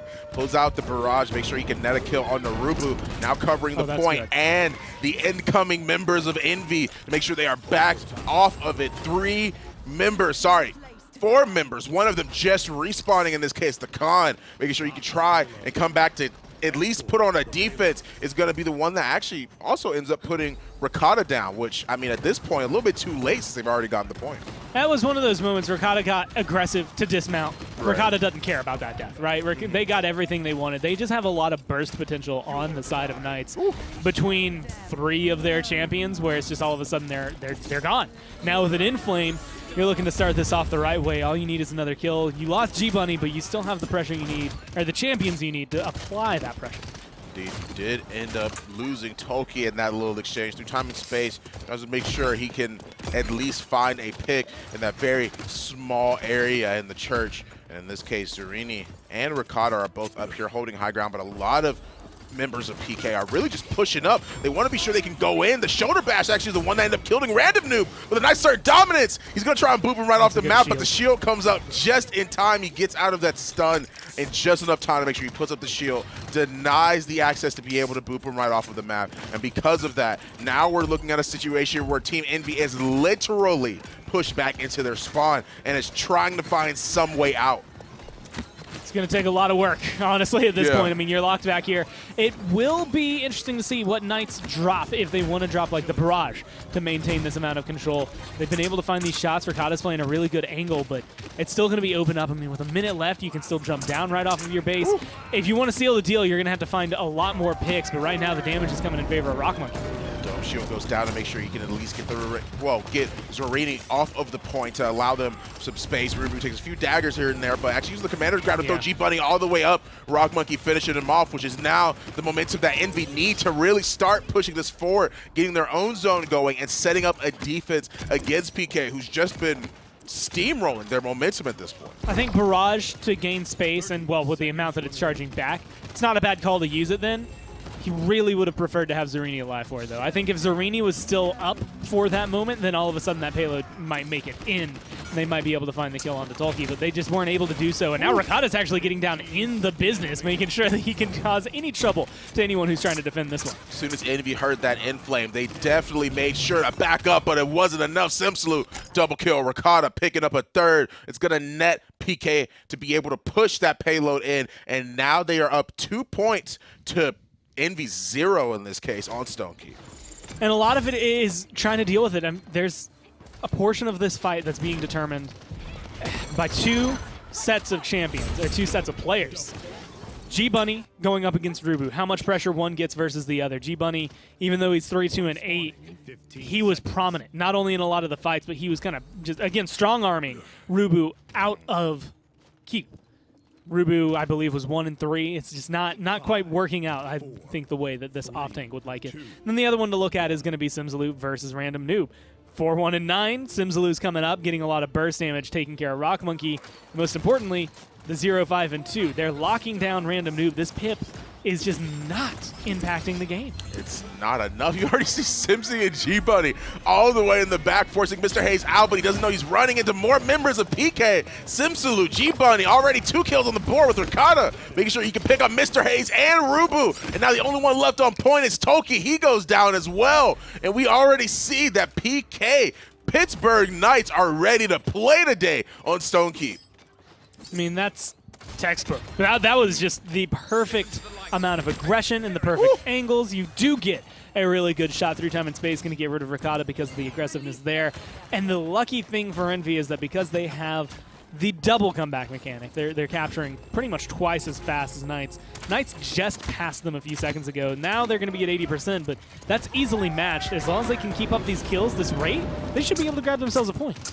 Barrage is coming down to make sure that's he good can at least get something on Random Noob, and the grenade, nice grenade toss is going to allow him to get a kill. But Team Envy already, now the kills are coming up blue. Now they're in control, 97 to 87%, 10% point differential. Envy managed to cap that point, what looked like a fight, or at least a point capture that would be in all favor of PK. Envy clutch it out, find the kills they needed, and now they're the ones getting the aggressive zone. I mean, some good shots, admittedly, from Rock Monkey will make or break, I think, this push. That's going to be an interesting Evil Mojo. Does get rid of Zerini, and so at the end of the day, it's worth it because you finally have one that's connecting. You finally get Pip on the board as well to be able to kind of showcase why he's been picked up here. Random Noob not having the best of games up to this point this time around. Going to be part of the reason this push can keep going. Yeah, Ricotta already up on the bridge, holding this high ground, getting a few shots down at Random Noob, and some of the other people on Envy. Really, Tolkien just ends up coming back, trying to make sure he can put a turret right around the corner, trying to hold his corner so he can provide himself more cover in case the shield does get broken, which it will at some point. Rock Monkey and Rubu already up here, trying to control this high ground, but G-Bunny and Simsy are already there in response, just being backed up once again by Ricotta. They're really focus firing on Zerini, trying to push this payload as hard as they can to make sure that they can at least score another point to even up the score, because if they don't, then PK's now currently at 3-1, and Envy's going to have a hard climb to make sure they try and make a comeback. Random Noob's chasing Simsaloo really deep here, both having good mobility, but Simsy's doing exactly what he needs to do, which is distracting him. I mean, pulling him far away. It's that game where you can't let Maeve go for free in the backline. That's a very, very bad idea in general, but you have to be able to deal with her. Luckily, they catch on before Simsaloo's able to find any kills. Yeah, they do manage to net the first blood on him in this fight. G-Bunny has to charge back, shoulder bash, damage reduction thanks to the talent. It's going to be enough to keep him alive and also back in his base, but he manages to snatch Ricotta all the way back from his spawn. Another kill, Mr. Hayes finishing that off in this case. And the rest of Envy are now controlling this high ground, this bridge, but they're definitely eating a lot of damage in this case. Merely Zerini and Simsaloo are trying to get some damage on the Toki. He's less than half health, but Zerini is the one that goes down thanks to Rock Monkey's positioning. Well, Barrage, a really, really good somersault, going to be able to keep him alive out of that one. Simsaloo Void Grip going down, and that's going to make this a lot easier. And nice Evil Mojo as well. Just get rid of G-Bunny and tie this game right back up. 2-2 already, man. It's so interesting seeing these teams adapt to each other and seeing them really just clap back after one game, after one fight, after another fight. And it's so interesting to watch this unfold, because we're seeing now what these teams are like now that both of them have a game under their belt, and now that both of these guys are adapting team-wise, because now you're going to see some specific stuff that's happening, just like you said. Simsaloo dragging Random Noob all the way back to make sure he deals with him. You don't want to let Maeve go too far, and unfortunately, Random Noob, man, with a 2-8 game already. We're seeing the cauterized threes, we're seeing the Chronos 3, Mr. Hayes' side, level 2s, but a lot of more items on PK's side. I'll say very misleading there. Random Noob, you know, I mean, he's 2-8, but that last round he went 2-3, as opposed to his first round of 0-5. Like, it's an improvement. It's not as much as I believe Envy would like to see out of him, but they still have a little bit of time. I mean, right now they've already started this one off 3 for none, and they are in complete control of this objective. Yeah, already 2 kills, both for Random Noob and Rock Monkey. PK having to reconsider how they really push in and try and find their own advantage in this case. We're waiting for their teammates to respond. Ricotta already looking up here in charge, getting a few shots onto Rubu to at least make him look that way a little bit. But the Inflame is definitely coming through. The Sir Dominance as well, but Rubu and Rock Monkey dash out in just enough time to back up and give them respect. But unfortunately, Rock Monkey goes down. Going to be a big back and forth between the point tanks. Zerini, ultimately the one that goes down instead of Tolki. I think is showcasing more where Envy are prioritizing their damage, even though they might be losing some of the fights. It definitely is winning them here. Barrage going to come down, Heal's going to come up, and it's still 99-15. Envy are still very much in control. We already see PK trying to come back. Zerini, man, tries to make it back to point, but 2 of his teammates are already down. Ricotta finding the first opening onto Rock Monkey in that kill feed right there. Overpower to try and come through. Manages to get something onto Cuss in this case. They want to make sure they get this point, and they're going to have it because of the amount of kills that they were able to net during that mid-fight. And, I mean, look at the streaks burning right now. I mean, you have Random Noob all of a sudden being able to come through and have a much better performance this round than he's had all game combined. But very specifically, it's Mr. Hayes' 19 streak on the Genos. He's staying alive. He's keeping the heals going. He has their time and space, which in a lot of these moments can absolutely break down some of the defenses on Stone Keep. Envy have the tools in their arsenal, or they're about to, as they charge up their ults the last like 30% here for Tolkien on the Dome Shield. Those will absolutely be game enders if they can get in the right position. A few shots here, a little bit of damage there. They are going to find something on Zerini finally, but the barrage comes through, and at a choke point like that, Rubu really has to consider how he's going to approach, but he has 2 more teammates backing him up in this case. They want to be able to push in. They want to get something, shoulder bash to try and get the kill, or at least find a little bit more of an opening onto Rubu in this case, but we already traded 1 for 1 with technically another 1-for-1 in this case. Rakata and Random Noob killing each other at the same time. 3 are down on PK's side though. Void Grip to lift Zarini up. Wall to make sure he stays alive, but Toki's gonna go right around and get the kill onto that Anara. And these 1-for-1 trades in this moment still favor the Knights, just not as heavily, right? It's going to let them have respawn proximity. They might be able to get set up a little faster, but Envy aren't so far forward and aren't in the kind of position where it's going to make a big difference. A good overpower right into a good assert dominance is going to be able to stall this out. Random Noob stays alive, which is the big difference between him and Simsaloo right now. That's a 3 for none. Yeah, immediately 2 kills are picked up by Envy. We already have a kill on the Rakata. Cuss and Zarini are all going down, followed by G-Bunny. Now where the daggers are coming through, they're trying to see what they could do, but it's not going to be enough. Team Envy are going to net themselves game 3. A very misleading round 1, right? I mean, Envy looked like they were out of their depth when you watched that first round back. And it just feels like the Knights have figured something out. They know how to control Banana. They're putting a lot of pressure down. This Pip had no impact in the first round. Was 0-5 and 2, or maybe 0-5 and 0, honestly, with the way that it was truly felt from the top down. But then they switched it up, and Random Noob starts having more of an impact in the game, even towards the end there, between him and Mr. Hayes. Like, they were hitting a lot of the ults that first round not only didn't exist, but when they were finally able to get them, didn't matter. They picked up the pace, and they really found what they needed to win that game. Indeed, they did. Game 3 in the books for Team Envy, but right after this break, we'll see how PK can handle the pressure in Game 4.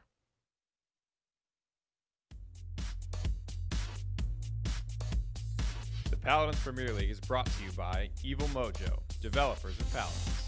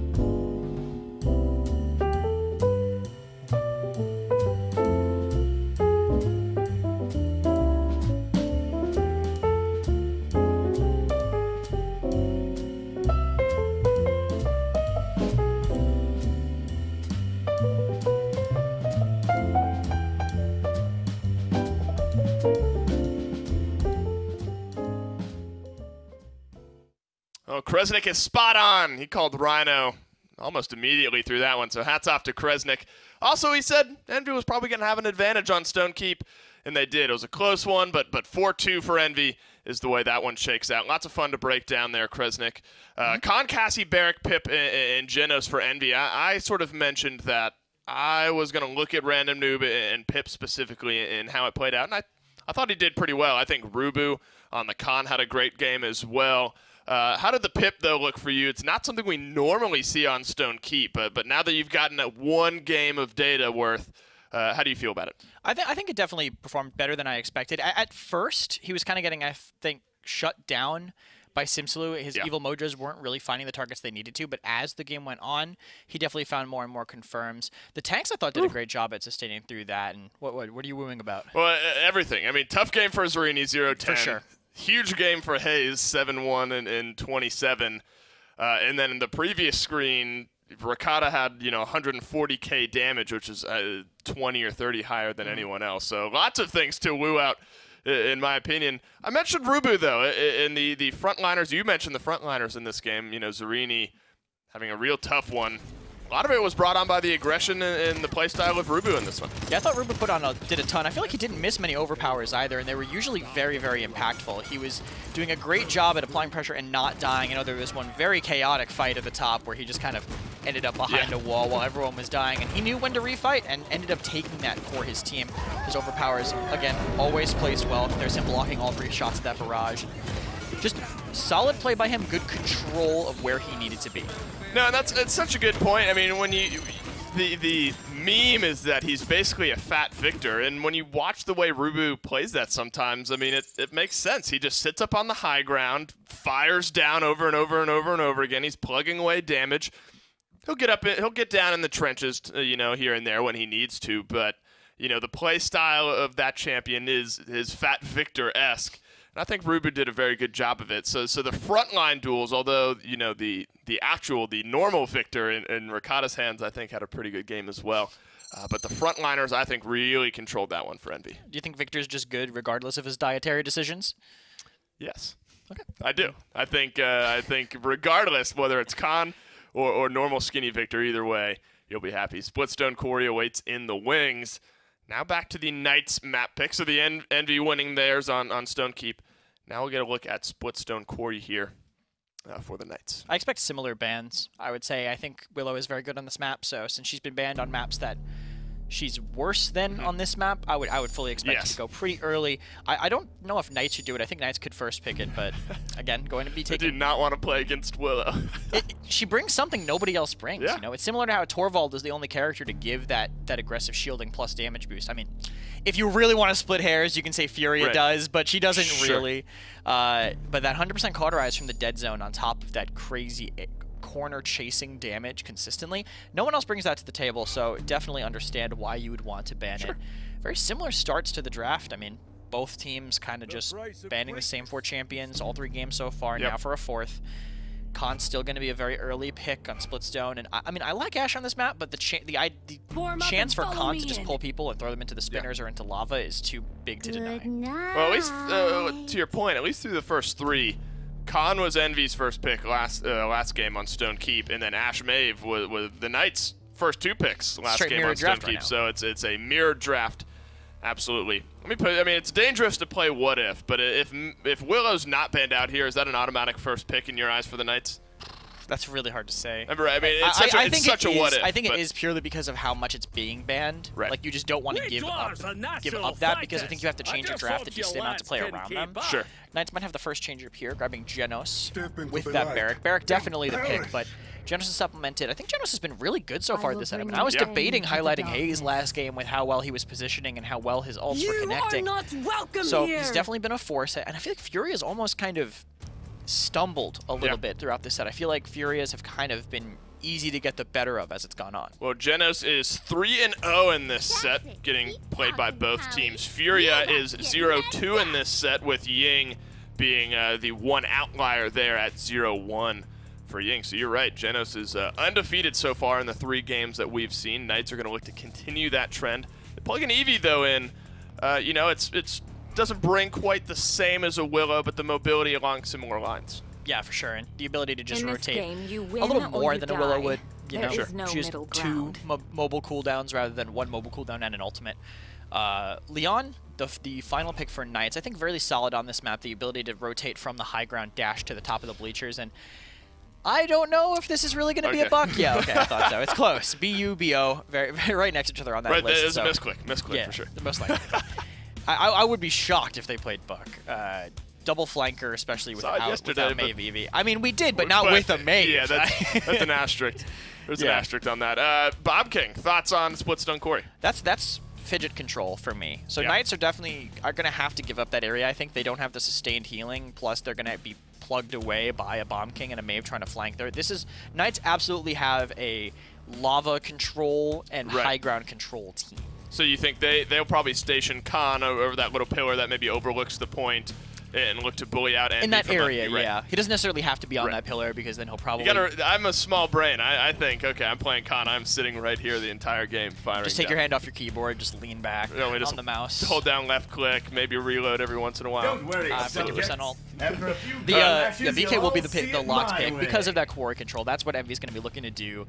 Envy, though, if Knights kite away, might be hard for Envy to find the kill, especially since the Maeve can kind of outpace the Ashe because of the vertical mobility. The Ashe can dash in, and then, you know, she'll be below the high ground looking up at it while Random goes up, and can't really follow up right away if Knights choose their fights correctly. I mean, there's definite mobility with the Maeve for Envy, but Leon, I think, brings such a big range advantage for the Knights. Is it really on the Maeve to dive onto Leon in your eyes? I think it's on the Ashe and the Maeve to move together to pressure the Leon.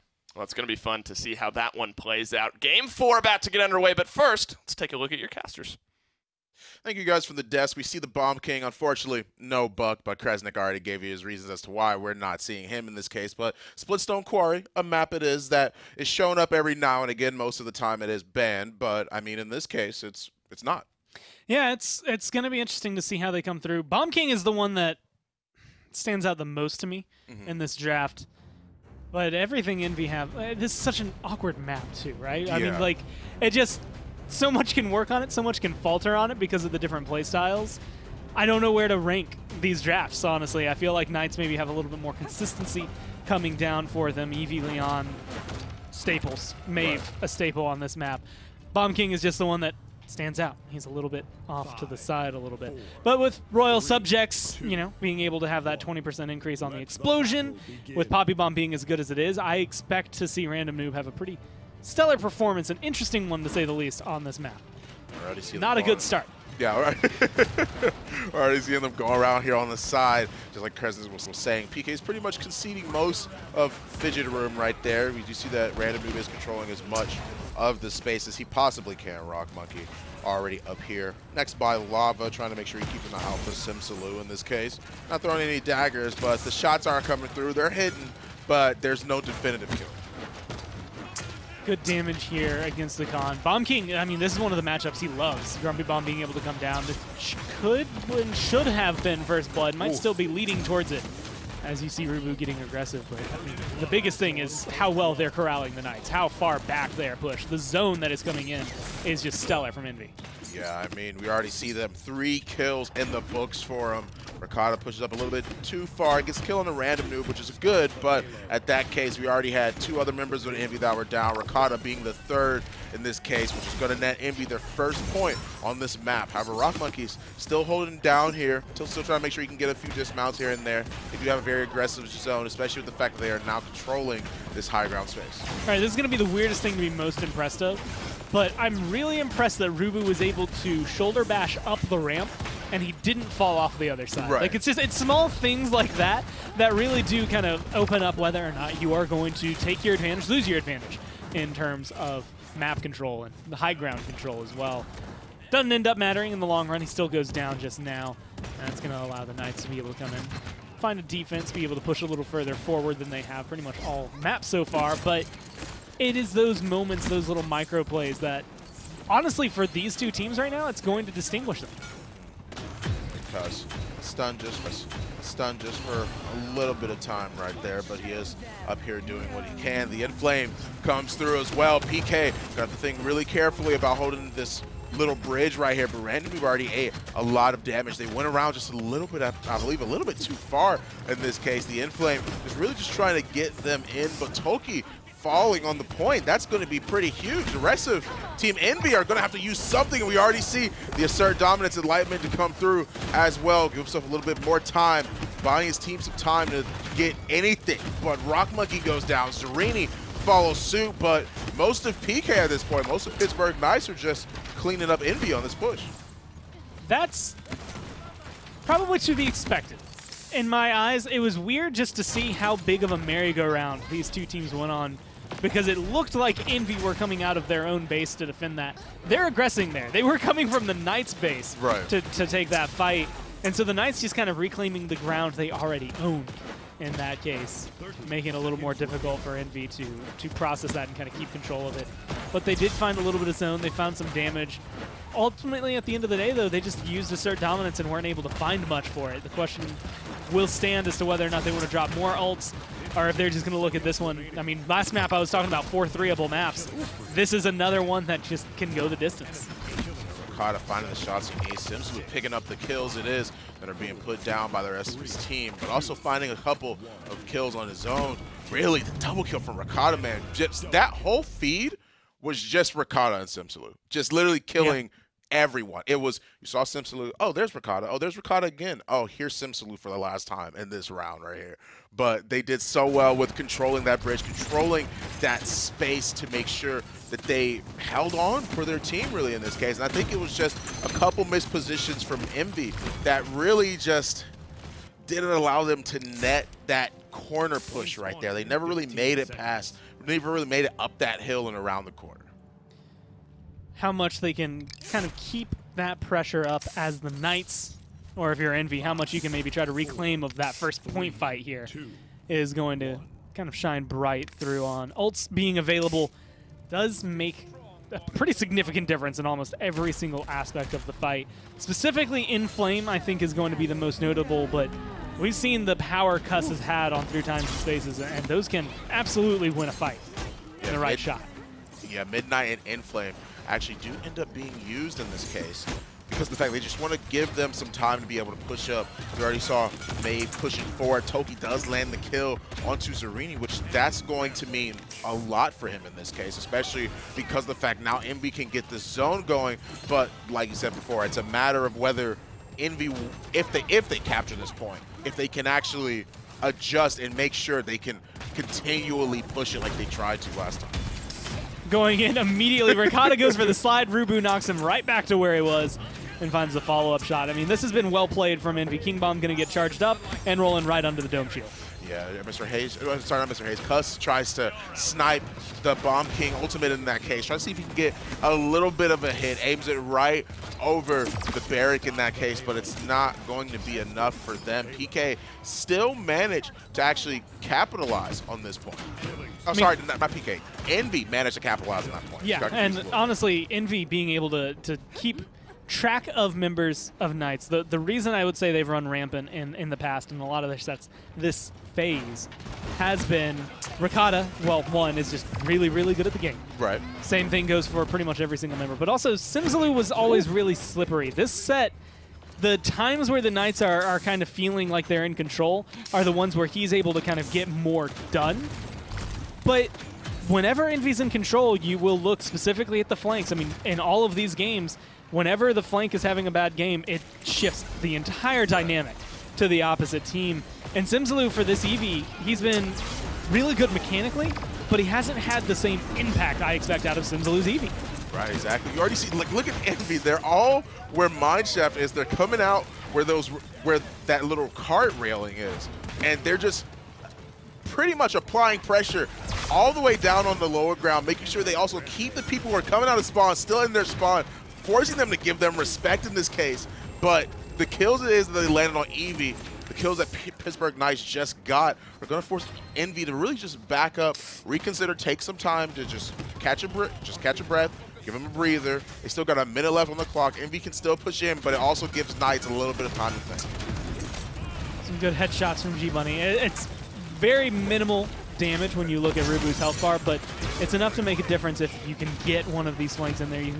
It's enough to make a difference if you can get one of these flanks in there. You can get Ricotta in position. You have to pay attention to where they're going to be going. It's going to be a good shot, though. That's a beautiful seismic crash. It is, but unfortunately, Simsalou and Cuss finding one kill each for them are going to allow the rest of PK to try and find some type of kills or try and get a zone or try and punish Rubu, who's all the way up here. He's going to shoulder bash his way out to make sure he can escape the danger it is that he's currently in, but he's still a little bit too far forward. The rest of his team may not be able to reach there in time, but a good kill from Rock Monkey might just open up the door. Pressure's still on. Assert Dominance is available. They have enough, but again, the question has to come down to how much do you want that. They don't have anyone really in position on Envy to get in and maybe find that overtime. If you can get this reset cooldown fast enough on Maeve, maybe up and over, but they're all too far. Yeah, I mean, they clearly weren't able to actually push that one, and Envy had to give them a little bit too much respect in this case. They were getting the picks it was that they needed, but it just wasn't enough to be able to net that final push. Rubu just always looks like he was in a convertible without expecting to be in a convertible that day. Like, his hair is perpetually, I feel like he gets out of the shower, he styles it, and then someone with a leaf blower points it at him for 30 seconds, and then he leaves. Like, he seems blown back in this case, I guess is the best way to word it. Literally blown away. With his hair. And, well, so far with some of his gameplay, I mean, this one has definitely been going a little kind of punch for punch, blow for blow. And a lot of it's going to come down. I mean, 9-5-2. Simsy's got a good slash line. 8-3-4. Ricotta's got a good slash line. It depends on how much pressure they can garnish at the very beginning, or garner at the very beginning. Otherwise, they're going to get poked out like that. Yeah, I mean, a good through time and space are going to allow them to hug that wall, because making sure you he can finish off Random Noob in this case. Mr. Hayes getting some healing, but knows that Rakata's back there, landing a few shots here and there. Meanwhile, they are pushed up. The Ashes pushed up a little bit more, but the one-on-one, Mr. Hayes actually manages to clutch that one out, gets the kill onto Rakata, pumps out some healing for the Mave, Rock Monkey in this case. And we see that piece topping the damage charge. I mean, being able to kind of keep that, yeah, just a little bit of healing, 6,000 over the top here for the Furia. And it's moments like that where Rock Monkey dashes into the air because he knows the line of sight's going to be there so you can hit the heal. Moments like that will make the big difference, much like this one with the King Bomb. Yeah, he's coming in, he's rolling in, but Rakata kills him just around that corner. Big sad for Random Noob in that case. He wasn't actually able to get the stun off onto anybody, and Rubu finds the kill. 63% onto the point for Envy, and only a 48, well, 51 it's steadily climbing for PK as they just made it back to the point. I mean, there's going to be a seismic crash. Rakata's going to counter it out with his own little bit of CC immunity. He stays alive, finds the kill on top of that, and they're going to keep rolling. And with these moments, I mean, yeah, you have some really, like, I want to say bright moments from Envy this fight, but Rakata and Simzy are just turning them on their head. Yeah, Rubu all the way in the back line here. Simzy does manage to land the hit. Another hit onto Mr. Hayes is going to net them the kill against him. 99% on the point, 63 for Envy. I don't know if they'll be able to touch. They do manage to make it just in time, but a kill on Random Noob is not making the fight look good for Envy. We see that Rock Monkey's dashing around trying to get some daggers off, but he's not going to be able to escape the damage that is G-Bunny and Rakata combined with Zerini cleaning up Toki. Unfortunately for Rubu there. I think he could have been able to get the touch, but that's a good Void Grip. It's a good amount of control, good amount of CC from the Knights, just to be able to make sure that he can't quite touch down, can't get that overtime, and can't cause any more trouble. And now for the first time this map, they're going to find themselves aggressing, and so far starting off on exactly the way you would want to. You've already made it around the first kind of two pivotal corners, and once you round this area, I think things will shift for the Knights. Yeah, Random Noob, Rock Monkey are both down. Toki breaking that trend of killing Rakata, but it just seems like PK are just on it right now. They are finding the kills to be able to continually push this. Rubu eating a lot of damage, less than half, with Zerini being able to finish it off, and it just seems like they're able to walk this payload in without any problems. Rakata and Zerini are both top in the damage charts, and once again, if you're wondering why Barrick is that high, I believe that has to do with Genos' Luminary. Yeah, Genos' Luminary, he hits hard as is. I mean, Barrick just is he has some meaty shots is the best way to describe it. And also Zerini is going to constantly hit him. I mean, you've seen how much that damage can go up, especially against an Inara. Even if some of it's just poke damage, it will add up as the game goes on. So he's going to be just as impactful, if not maybe a pivotal reason that they're in control right now. Good kill onto Rubu from Rakata, being able to clean it up. The Midnight being used to try and garner them some space. But Rakata finding another kill onto Rockma is going to be a lot. The King Bomb, though, comes in clutch, picks off Rakata. Toki picks off Zerini, but the fight's still going on because you still have Simsaloo and G-Bunny finding damage and a couple kills of their own. Both of these players can absolutely not only contest the payload, potentially push it in if there's a lapse in attention from Envy, but also, well, continue that pressure, continue finding kills. Unfortunately, they're going to get delayed, staggered out, if you will.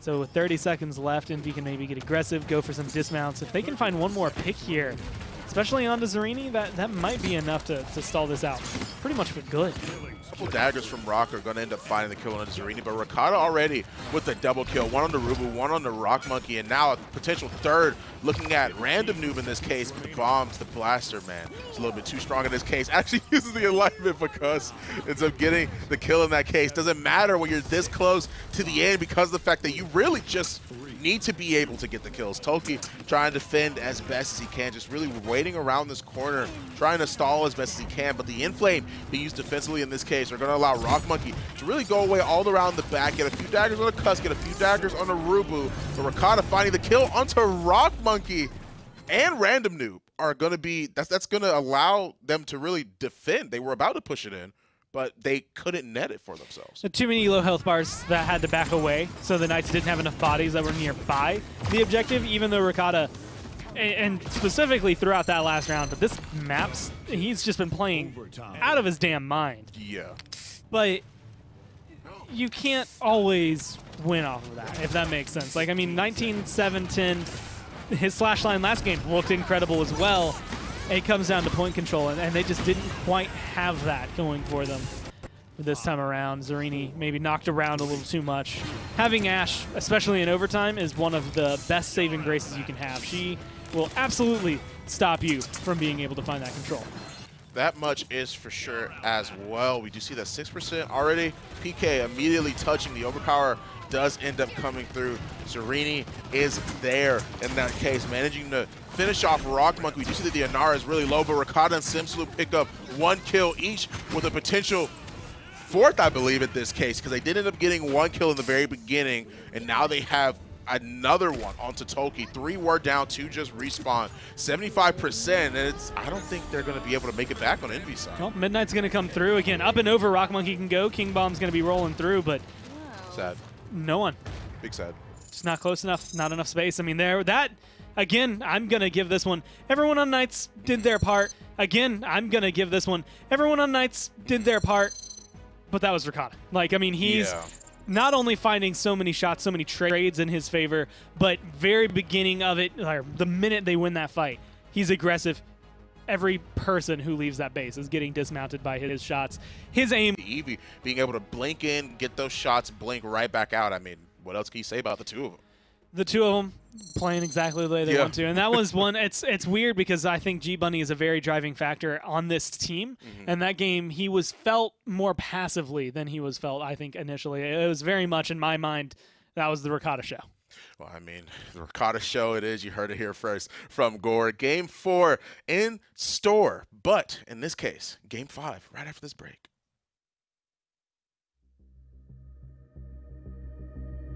Skillshot, the official production partner of the Paladins Premier League.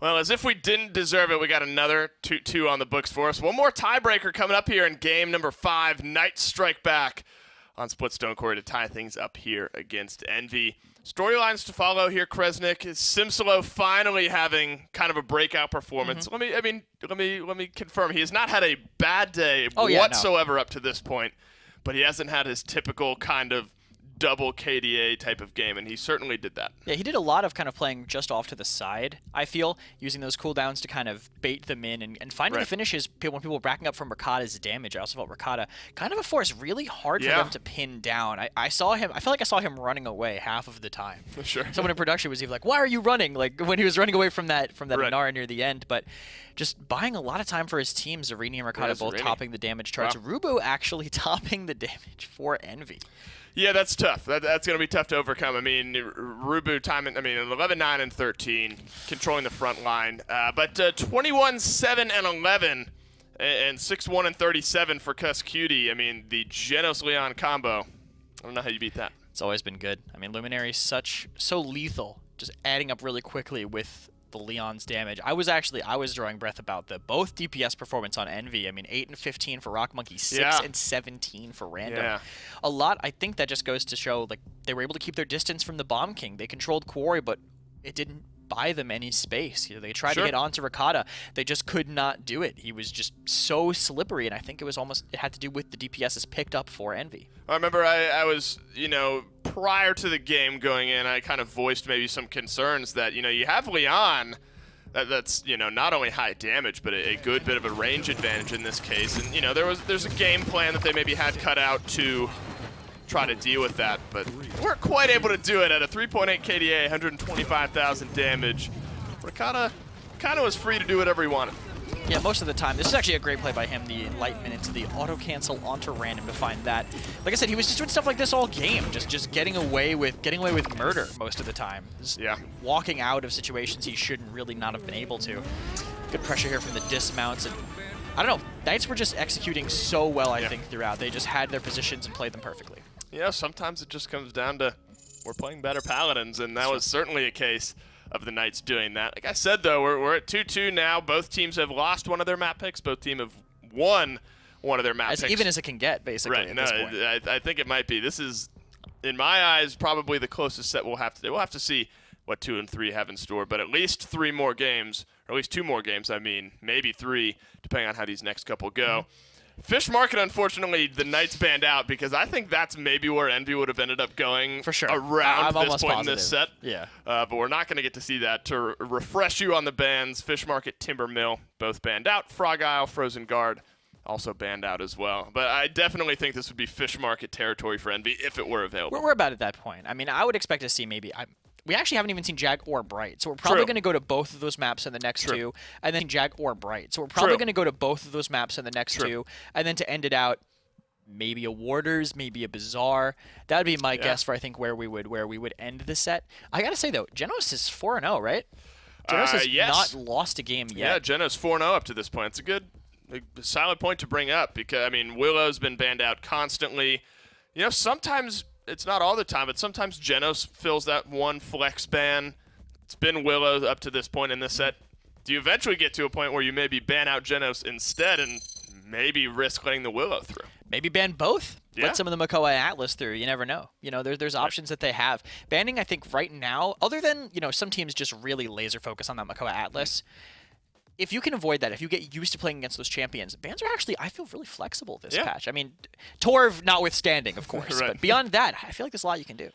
We'll have to see what they elect to do. Checkerboarding, yet again. Envy, Knights, Bright Marsh. You asked for it, you got it. That's going to be map number 5 here for us. Willow, you know, it's been the permaban throughout this set.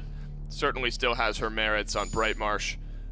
So I would imagine maybe that one getting banned out here as well. Yeah, I wouldn't be surprised. I could see Envy put in their flex ban slot. I was actually about to say, looking at that checkerboard, I went back to my high school days for a second. Those are my school colors. The blue and gold. Blue and gold? Yeah, we had a whole dance competition called Blue and Gold, and I could make a really deep dive about it, but we don't need to do that. Envy, I'm sure, are going to ban Willow or something.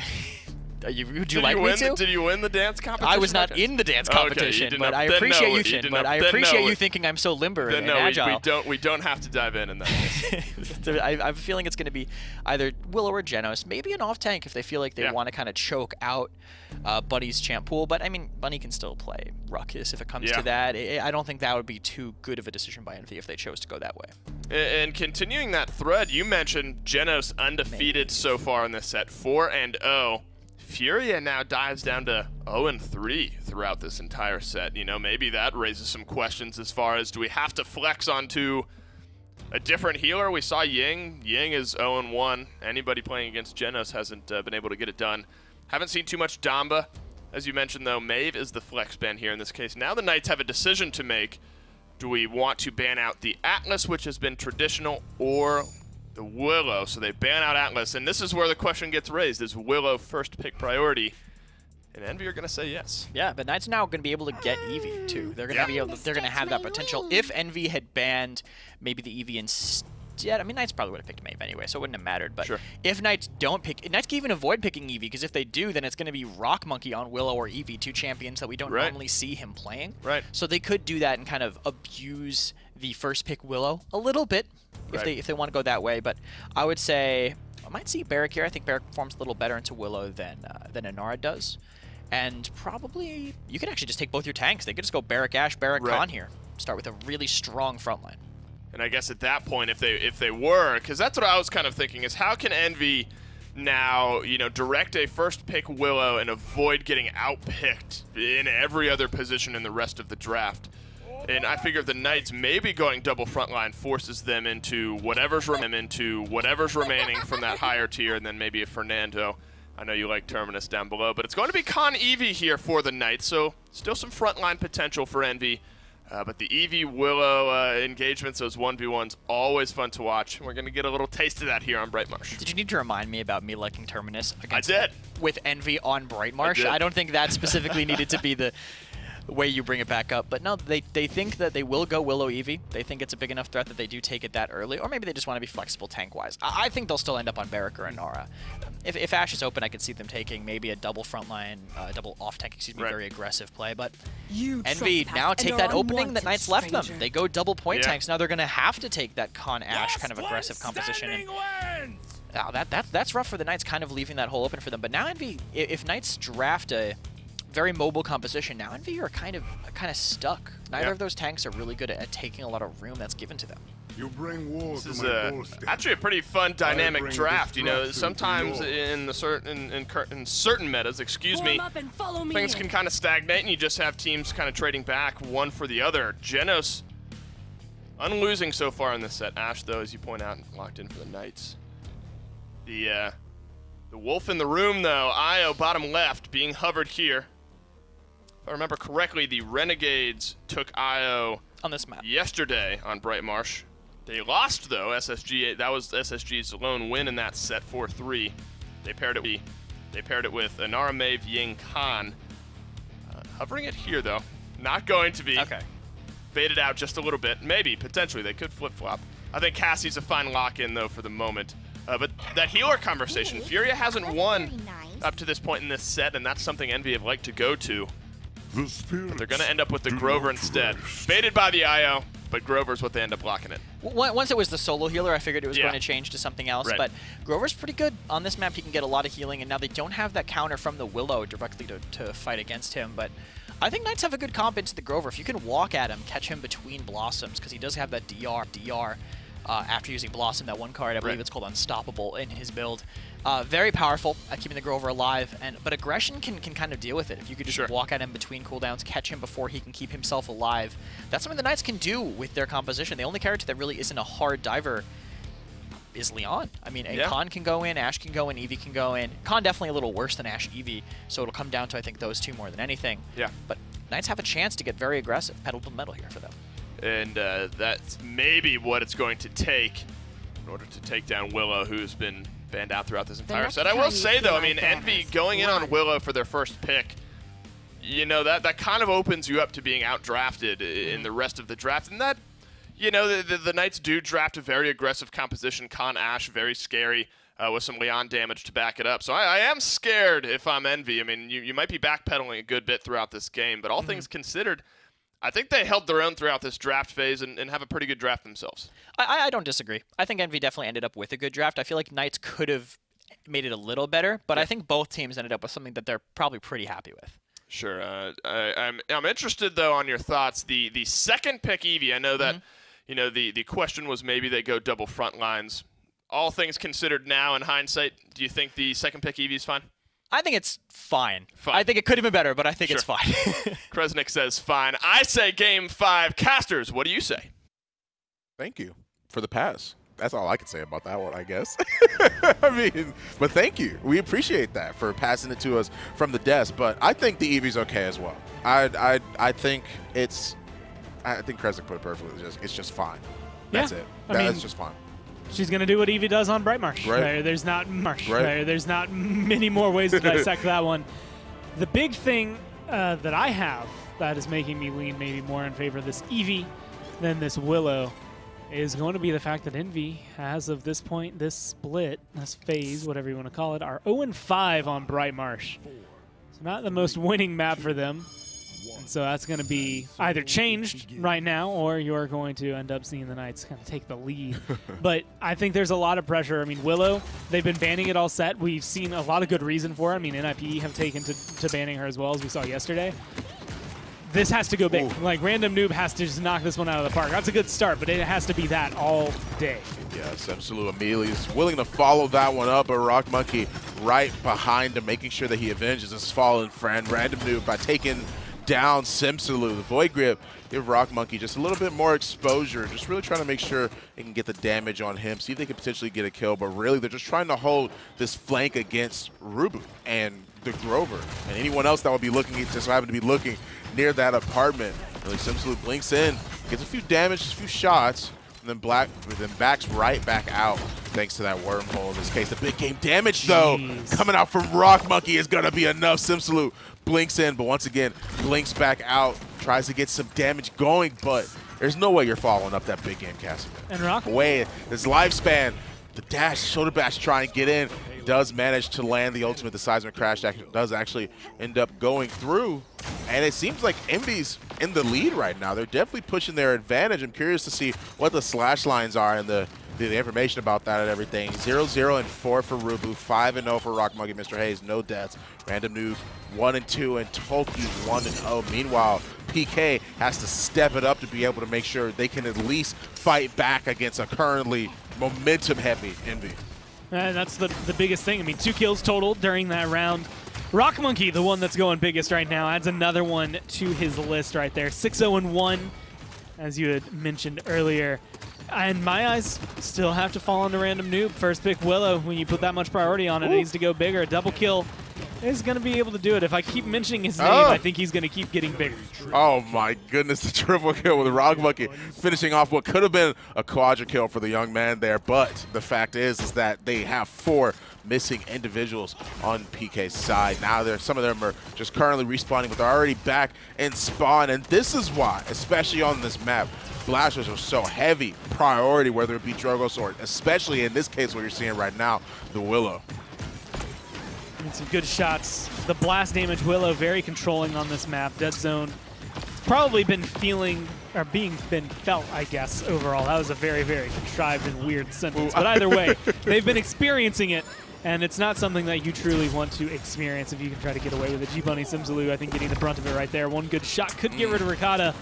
But lucky for Ricotta, he was able to get out of that one. Well, at least for, what, 5 seconds? Yeah, at least he was able to live for just a little bit longer. His death. Yeah, he did. The inevitable. He used the enlightenment. It's all we all ever try to do. Yeah. I mean, he tried to do his best. He tried to make sure he could live just a little bit longer. Like you said, it was like we all saw. It was pretty much like about 5 seconds that he had remaining on his lifespan before he was just deleted in that case by Rock Monkey. Finding the damage it was he needed. Random Noob tried to get the kill, but I mean, man, it's so hard for PK to try and break past this Willow, dude. It's like she's finding the shots, finding the opening she needs, and Simsaloo getting the kill it is that he was trying to get in this case was just stolen by Rock Monkey because of the fact that he just ended up dying. Random Noob finds one of his own by getting rid of Zarini as well. The field is dropped to make sure they can slow G-Bunny. He goes down too. Simsaloo once again trying to stall for as long as he possibly can. And we already see Rubu lifted himself up into their spawn. I don't think you get more of an aggressive zone than that. The kills are finally coming up in PK's side, though, but the seismic crash, man. They wanted to make sure they could get the payload in, and they do it. 2 for Toki, 1 for Rubu, an aggressive zone, and an even better round for Envy. Now I want to throw this out there. We have been blessed this day to see the Rubu and Nara. Yeah.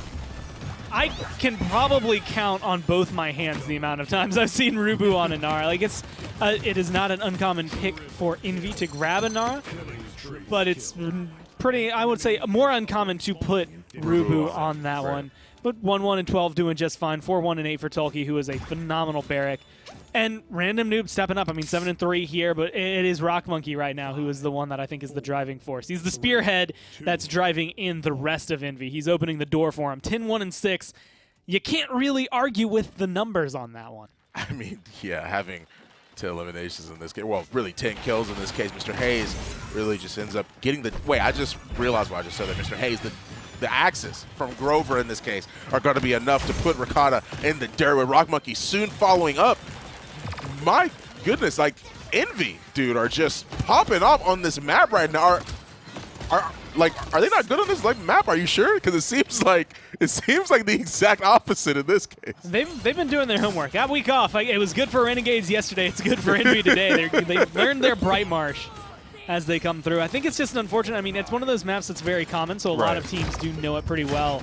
And right now, Envy are kind of flexing around pretty much everything they have in their arsenal, but it's not quite over yet. Through time and space, going to be able to clip Mr. Hayes. Yeah, they found 2 kills. It was they needed the third, being Toki in this case. Random Noob already up in not necessarily the high ground, but up here in these little elevated platform, I should say. Now PK is able to get a zone going, the knockback right onto Rubu, but really he's just getting run down. Mr. Hayes following up soon after that, but the wall is going to keep him stuck there. He's not going to let him go at all. G-Bunny goes down. Simsalute finds the kill as they needed on the Rock Monkey with 2 already in favor of Blue. Envy are going to be able to clap back almost instantly, but a good few shots from Simsalute. Going to leave Rock Monkey dead. Not Rock Monkey, Random Noob dead. And that's, again, a lot of these moments, Simsalute being able to just worm his way through scenarios. That's where the Knights come in handy. And this is also very similar to last map when Envy did pretty well, pretty dominating during the first mid-fight, then kind of fell off as the game went on. Or if you want to roll back to Stone Keep, where the Knights found themselves a 2-0 and then proceeded to get 4-0'd by Envy. So I think a lot of pressure is going to be coming down on Envy to showcase that wasn't just a first round win, that it is truly going to be something they can turn into a full win for the whole map. And a lot of that's going to depend on this guy right here, Simsalute, and how much he can accomplish. I mean, yeah, a couple opening shots. You already saw it. He picked off one, gave him the ice block, really just sat there, tried to stall Envy as much as he could. Ricotta came in just the right time, provided the kills it was that he needed to make sure his teammate got out of there alive. And the rest of PK really just pushed in. You already hear the Fae Flight going off, trying to find really just, can't really say an opening, just the shots he needs to force PK back, because now they're the ones with momentum. A minute left on the clock already. Seismic Crash coming through, not finding a kill, finding the stuns, but not enough to force PK back. It just seems like they're all the way in their face, along with a through time and space. Following up as soon as I ended up saying that one's going to split Envy up just a little bit, forcing Rubu all the way into the wall, but also making sure he can't leave that area. Not quite going to be able to connect on his ult either, so it's going to go kind of wayward, but it's going to result in kills for Simsalute. Just pushed them all right in front of the Winter Witch, and so far she is making sure she can do anything and everything with those capabilities. Does get taken down there as she lands, but I mean, Random Noob getting a 1-for-1, that's exactly what you want out of the Knights. Yes, it sucks to lose Simsalute, but you still maintain control off of that. Yeah, I mean, Rock Monkey, dude, he's doing extremely well, but got to give credit to Simsalute as well. The stalls he's been having, the damage he's been finding has definitely been enough to allow PK just some breathing room and to capitalize on the aggression they already have. Overpowers here, Ice Storm, assert dominance, and on the flip side of that, we have Scout and Whirlwind. Not on the same level of aggression as they can definitely put out, but he pops the Whirlwind already just to keep his team a little bit more alive and to force them off of the point. G-Bunny charging right in, but nobody else is on the point. G-Bunny charges right past them, but at the same time, PK was already going down. G-Bunny really just charged in just for, I guess, reasons at this case. I mean, trying to get in, keep the touch, get some aggression, maybe lock down the Willow. Just didn't quite work out the way he wanted it to. And a lot of what I think is going to come out of this next round is going to be having to play with just a small difference. I mean, we haven't seen a lot of 3-1s today in this set. So it's definitely going to be a good moment for Envy and their control, being able to close it out right here. Rock Monkey still having a very, very solid game, but notable that Knights adapted very well. Things we were saying in maps 1, maps 2, still applying here. Just how well you can figure out what the kind of strategy is here for Envy and break it down before it breaks you down. It's going to be the way the Knights can find their victory. They have the comp to do it. Oh yeah, the Scout ends up coming through to make sure that you can see just where the rest of PK are trying to go, but the assert dominance followed by the wall just to back up. You heard reach for the sky, but gets killed immediately. A good overpower onto Toki is going to make sure that he can just be thrown, force pushed in this case, right off the side of that map. 3 kills already for PK. Simsalute pushing forward. Got one on Mr. Hayes, got one on Rubu. Gonna blink up, try and blink in, gets one on the Rock Monkey and blinks right back out. So Pittsburgh Knights can keep this aggression going. Now, this is going to be a complete tangential thought before I loop back into something. But since she yells reach for the skies, I feel like there should be a skin for Willow where she has like a revolver. Like she's just Wild Wild West Willow. Put your hands in the air. Wild Wild Willow. Either way, it could be really good. Could be really fun. But that is those moments. I mean, Random Noob, you know, you don't really think as much, I would say, about the charge time and that you're going to have on the ult for Fae Flight. But those are precious seconds. You pop that in the wrong spot, you're kind of hung out to dry. And whether or not you get it fully off will always be the big difference. He wasn't able to, so he did maintain the ult. But it's not making much of a difference here. I'm sorry. Is a game happening right now? Because I just noticed that PK is really push a minute 45 was when I saw them rounding that corner. They got so many kills. They're being aggressive in all the right ways in this point because of the fact that Envy's literally in their spawn. You back up because you have to have the Barrack there. You have to have the Anar there as well. Rock Monkey finally being able to break. Envy finding the kill they need to break this aggression. But you see how far up they are already. And wait, is anyone going to be able to touch this? Rock Monkey has to roll in and make sure he can get, just make sure he can cause a contest. But it's not going to be enough. That round ended right before it could even start. They played that so clean, if you're the Knights. I mean, they kept Envy on their toes. And unfortunately for Envy, their toes are, I guess, maybe not as balancing as when they can get their feet flat on the floor. And they definitely weren't able to do so that time around. Simsaloo going big, being able to find the fix, specifically getting rid of, getting rid of the tanks early on, right? Being able to cause a lot more trouble for Rubu, who was what, 1-1-12 at the end of the first round, now 2-7-21. Still getting the assists, but not kind of able to stand as tall as he was earlier. But you remove him, you remove Tulki, there's not a lot of pressure coming down from the rest of the team. A lot of what they have is, well, we have 2 point tanks that will just take over better than you. Knights just fight better on the sides.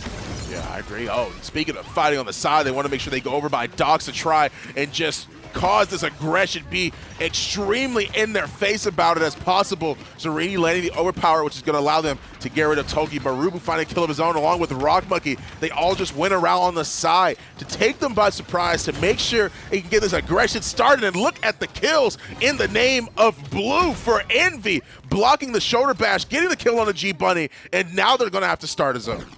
Being able to set themselves up for victory already. This is about as close to round 1, I guess, as you could have gotten for them. A couple of ults, obviously way more items, but this is feeling much more like what Envy expected and how they played in that initial round. Very aggressive, very in your face, and being able to get a lot of space because of it.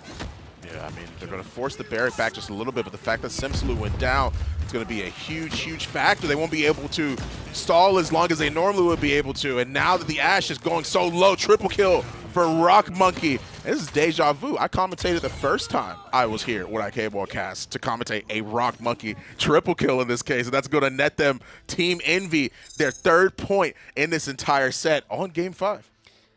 Finally getting themselves a Bright Marsh this split, too. That's, I think, the biggest one, is they get that one under their belt. Still probably a lot closer than they wanted it to be. 4-3 still, but now 1 map away from being able to find the set.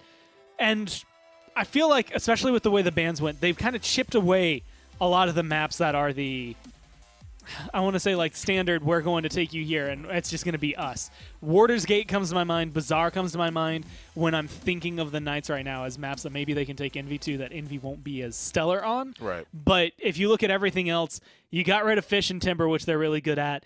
But without, you know, Frozen Guard, without Frog Isle, you're dwindling every single thing you have. You need one of these kind of maybe more fringe maps that we've seen on the rise because they're newer, to keep Envy on their toes and maybe knock them down to tie this up. Right. I mean, they have to do whatever it is they can because of the fact that literally Envy could just end up sweeping this one under the rug, making sure they can actually get the points it is that they need because of how close these games have been. It's just been kind of crazy. Like, PK have been showing up, but it's been this constant like back and forth on Yeah. so many of these maps. They're just standing in each other's faces. You described it perfectly earlier. It's a tug of war between Yeah. these two, and honestly, they both have 5 guys pulling it. It just Right, comes yeah. down to how long, like your endurance at this point. I mean, you're 5 games deep. You're going into 6. How well you can kind of keep up with that, as well as your mental elasticity. Like how well you can kind of take the amount of pressure you're getting put on for this long. And if you can bounce back from it. Yeah, I mean, well, Envy closes it out on Bright March in Game 5. We're about to be right into Game 6 right after this break.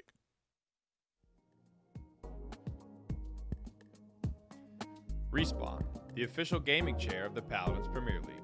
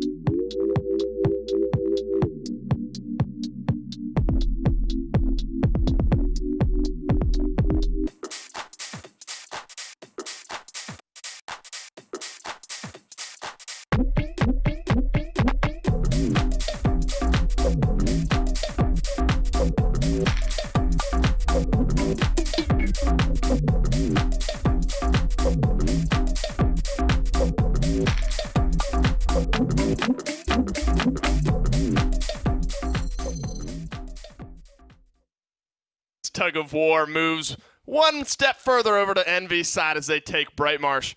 Another 7-point game. This one is so far back and forth, but Envy 1 game away from sealing this one up. Kresnik, the first loss for Genos in this set. Yeah. And the first time Willow gets through. So Are it's those two things correlated? No, it's just the support tier list. Grover, Genos, Furia, Ying, right? Sure. If we're going there you go. purely by the numbers, I think that'd Right. be it. We can look at the numbers too for that game in general. Rock Monkey had a pretty solid game, I think, for Envy. Willow getting through didn't have the crazy numbers you'd expect, but I mean, just the pressure Willow puts on around corners. Yep. Hard to deal with Fae Flight, even with Ricotta having such a standout game. I feel 124. The only one with 6 digits on his team, but that was basically only the direct damages on both sides. Yeah, 21-7 and 14 for Rock Monkey this time around. Random Noob at 14-9. Who did we highlight last game? I don't want to go off kilter, but wasn't it a 21-7 game, maybe from Ricotta in the last game on Leon that we highlighted on Splitstone? It was. It must have been. At any rate, 21-7 seems to be a popular slash line for your backliners. Rock Monkey does it here. But the topic that I kind of want to pivot into is Willow is finally getting unbanned in this set. Yeah. Random Noob gets to pilot that one. 14-9 and 23. Very respectable slash line this time around. What did you see out of the Willow? Do you think it still merits that first ban priority? I think so. I think just it brings something to the table that no other DPS really brings. I will say, though, he definitely had a rough first round. Yes. He was below. At this point, I think, of this ultimate, he was just barely above Mr. Hayes in damage by like Damage-wise, 500. This skyrocketed him above both tanks on Knights, but just the corner pressure, the dead zone, all that stuff that Willow brings that no other DPS does bring, especially since these changes, she really has been a force in random. Thankfully, once he got his hands on her, was able to perform. Right. I mean, at this point, the conversation flowing around Willow is, we've been banning her the whole time. I raised the question, worth a first pick? Envy said yes. Random Noob seemingly makes it work. On the opposite side, though, if you're going to let Willow go through and Envy ends up picking her first, how do you deal with that? What do you do to try to counteract what a Willow brings on the opposite side? Is it the same as any other flank? Try to find some direct damage and kill her that way? Yeah, it's hard. It's so hard, man. It's specifically because of that Flutter DR. It's really tough. And she works on every map, too. I mean, we're going to be going to Warder's Gate here, and I think she works here as well. She has a lot of flexibility in where she can go. Play a little more dive-focused here, potentially because of the lack of distinct high to low ground. Sure. But it's so hard to do with her. I know in the past, the hard counter for her was Androxus. Right. I'm sure Nick is happy to hear that, but he's not in a place, I think, to be able to deal with the Willow since people kind of figured out the builds and figured out just how to play her.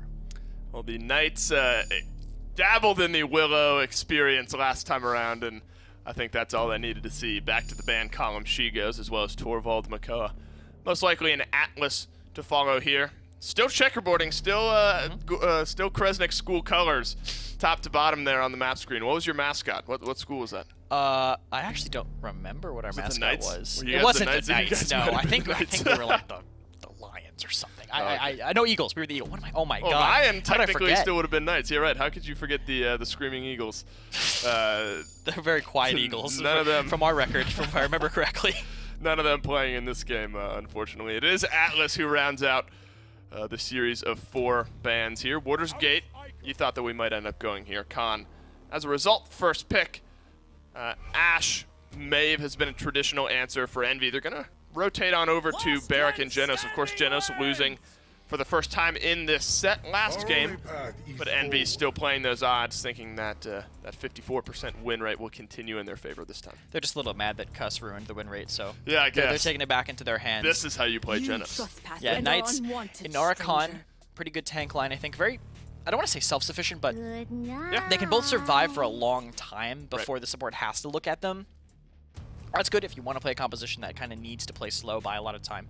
Right. And Maeve, we know, is just an exceptional pick right now. Very flexible. Both your DPSs can play it. That burst damage stacking up with other damage amps that are all very popular in this meta is so overwhelming sometimes, especially with with these players connecting all the shots that they do. Yeah, they don't miss very often, and don't expect that will change. Diving into Waters Gate. Kananara Maeve for the Knights here. Maeve has been the hot topic, one of the higher priority, if not the highest priority, flankers and sort of flex damage dealers that we've seen. Not in every single game, most of them up to this point. Looking like a Cassie Eevee here for Envy. Again, that's a traditional Envy draft. Barrack, Genos, Cassie Eevee. Rock Monkey so comfortable on the Cassie. Random Noob so comfortable on the Eevee. Take it as you like. Yeah, this is a great draft for Envy, at least in terms of comfort. I like the picks they have so far in Knights. I think I'll like this Strix too if they decide to go for it. I think Strix is 0-2 this set, but I do think it has a lot of potential. 61% win rate, a little bit, I would say, skewed because of snipers mostly being played on sniper maps. But Strix's win rate, I think, is poor this set. Still should be good conceptual into what they have. Barrack has a big head. Barrack's going to be taking a lot of damage from those headshots coming in. Strix actually pretty good at dealing with Eevee too. Yeah. One shot really puts her in a bad range. Shot into flare combo with unauthorized use is definitely just super lethal against that flanker. Apparently no map is out of the rotation here for Strix. Waters Gate, still a new one for me. I've certainly seen him once or twice, but not one of the more popular maps for him. Where does he position himself in these mid fights? That's hard to say. I would say probably just defensive in mid, like kind passive. Of yeah, probably by the door to pit. Pit being the room with the, the pit. Right. Okay, that tracks. I want to give you a second. Tracks. No, that tracks. Yeah, he'll probably sit in that door so he can kite away into safety if he needs to. He'd probably have his off tank holding the other door in to stop that. And Ruckus coming in from Envy potentially. Pretty good. I think it's a counter to the Strix. Anyway. I feel like we've been seeing Strix more at the same time we've been seeing Ruckus more. That's true. Is just a... They've both kind of risen in the pick rates over the last couple of days. Supply and demand. Right, supply and demand. Demand for Ruckus is high. You know, economics don't lie, and the economics of Ruckus and Strix shares are they're on the rise. Yeah, I mean, if you cover up the top right-hand side of your screen, you know that it's Envy drafting over there for Waters Gate. It's a good Waters Gate draft. Going over to Furia are the Knights here. She's had a rough set up to this point. I mean, you have to take in context, I think, in this matter. Is Furia still a good healer in your mind, despite being 0 for 4 so far in this set? Yeah, the ability to just hit the Inflame and slam on the gas pedal is huge. That damage boost is massive. Her healing definitely doesn't keep up to the level of some of the other healers, but I mean, you're not picking Genos because of the healing. You're not really picking Furia because of the healing. You're picking them because of the extra utility that they bring. And I think it's on Knights to just utilize that utility to the fullest. They have Inflame's kind of a go button, but they don't really have a go comp. It's going to be a lot of pressure on Simsalou to make things happen when that Inflame goes off. Yeah, this is a big game for Simsalou, I think. I mean, he's had a pretty high level set. Hasn't had quite his pop off performance as we sometimes are used to seeing out of him. The Furia, though, at his back, and Flame might just change that around. It needs to happen here because Game 6 is about to get underway. You said it, my man. We are currently in Game 6. So much of this tug of war, this back and forth between these two teams. I've been thoroughly enjoying this set. This set's been awesome to watch. Both of these teams playing extremely hard, and now here we are on Warder's Gate, a map we don't see as often.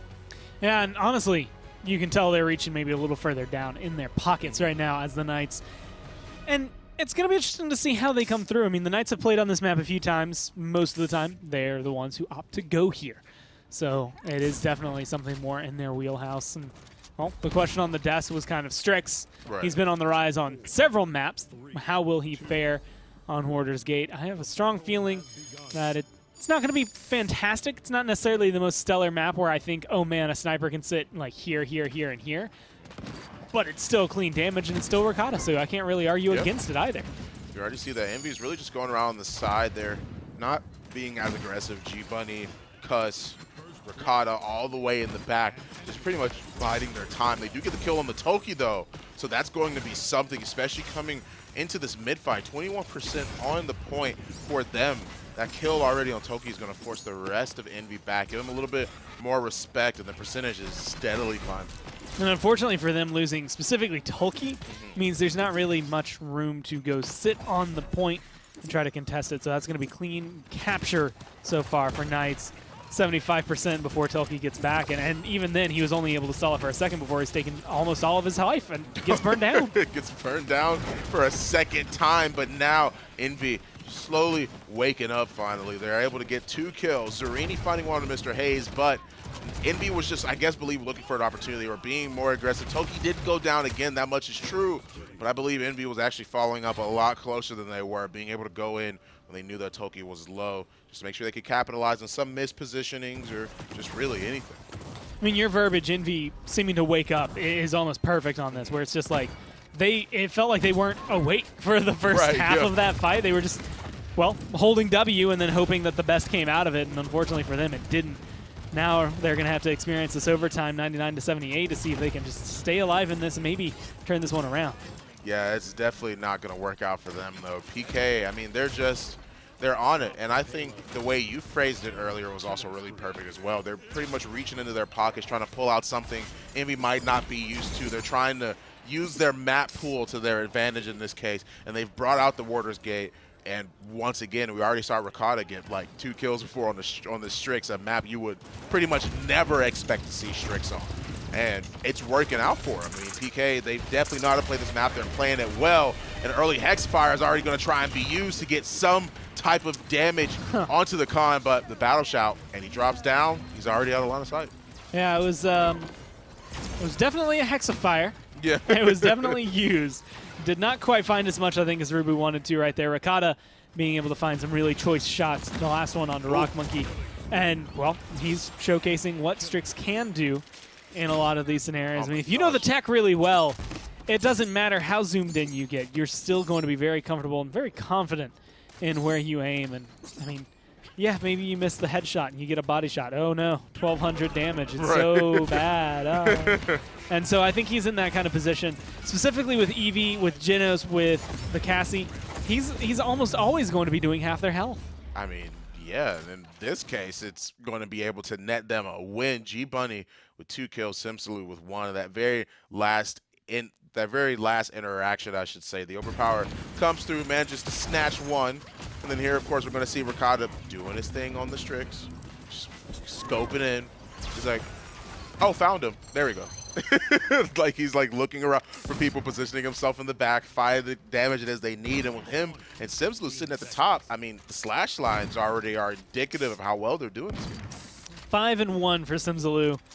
That's all you need to know. This Maeve's doing really well. Ricotta, like I think I saw maybe the max of 2 deaths there for the Knights. So they're very commanding. And of course, with that point capture, they do have the economy right now shifted in their favor as well. 300 credits per player for capturing that objective. And yes, 2 deaths on Ricotta, 2 deaths on Cuss, and a whole lot of kills otherwise coming down for the Knights. A very, very difficult hill to climb here for Envy. They're going to have to figure out how to do it.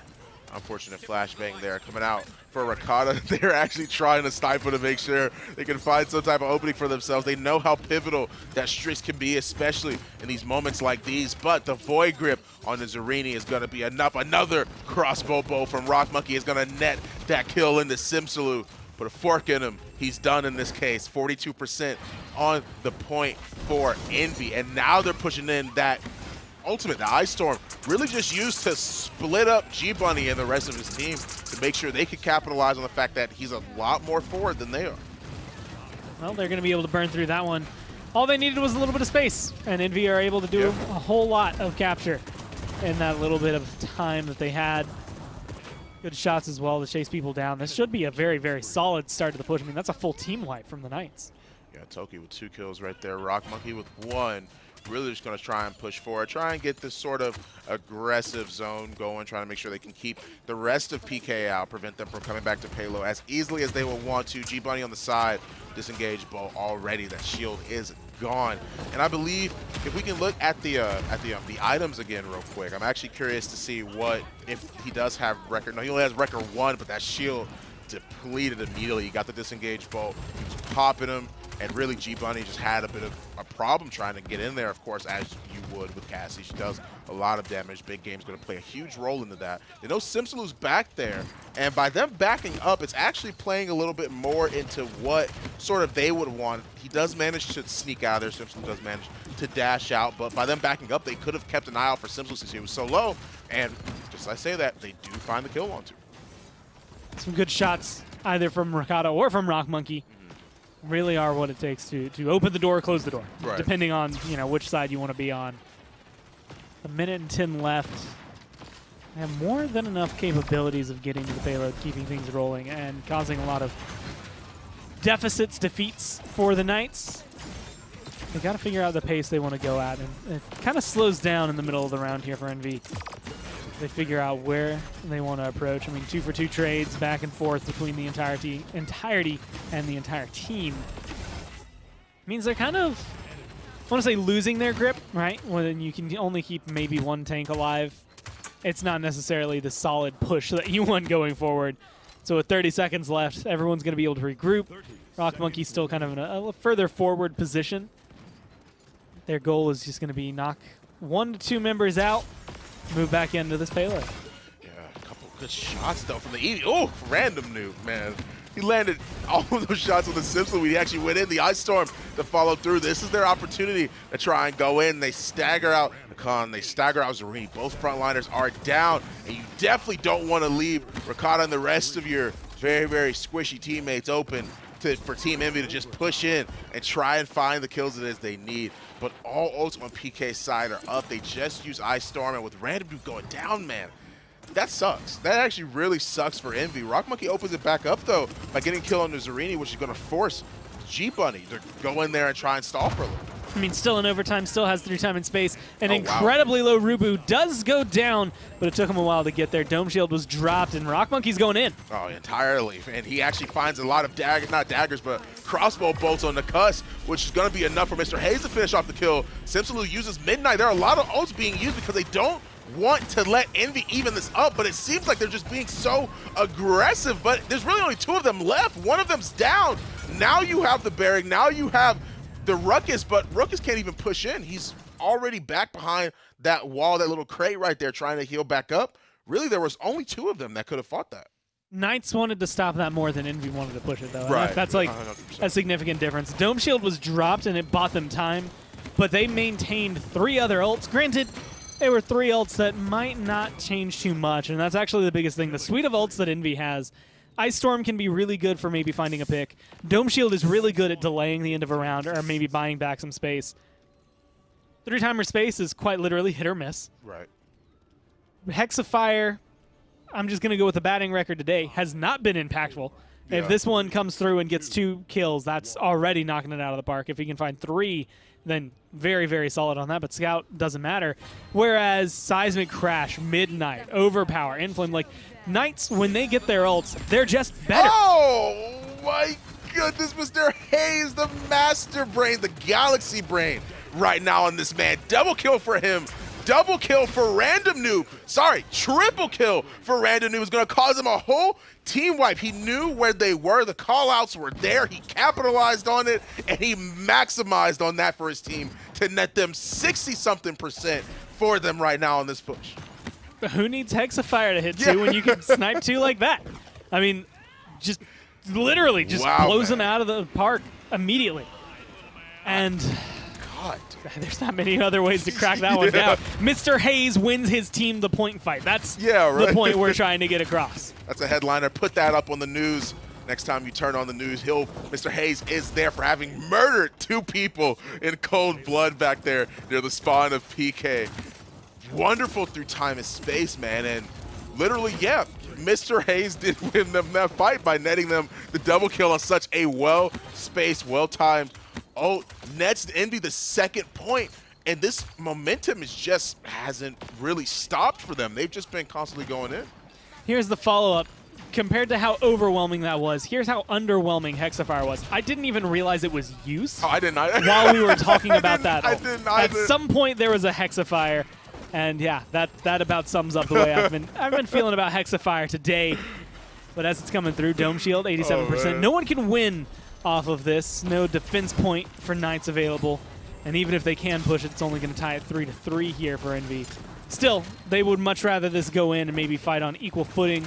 Or maybe even keep themselves 3-2, play with half a comeback mechanic, kind of dance around having just an enhanced capture over the Knights. It's going to depend on, well, this fight. So far, well, with Tolkien getting a double at the end, actually kind of equalizes out. Yeah, I mean, I thought that was looking literally pretty free for PK at this point, but most certainly wasn't. I mean, they got the kill on the random nuke just now, which is going to force Toki back, but him getting the kill is just a little bit longer for them to be able to recharge those ultimates. I mean, vice versa for PK as well. I mean, they are able to charge it as incredibly as Envy were. That little stall right there, but they are all back. Mr. Hayes, once again, with the through time and space, ready to go. He's looking for a position, really just pumping out these heals, but also moving himself and just in these spots to where he could land one if they needed it. I just want to see him hit another twofer.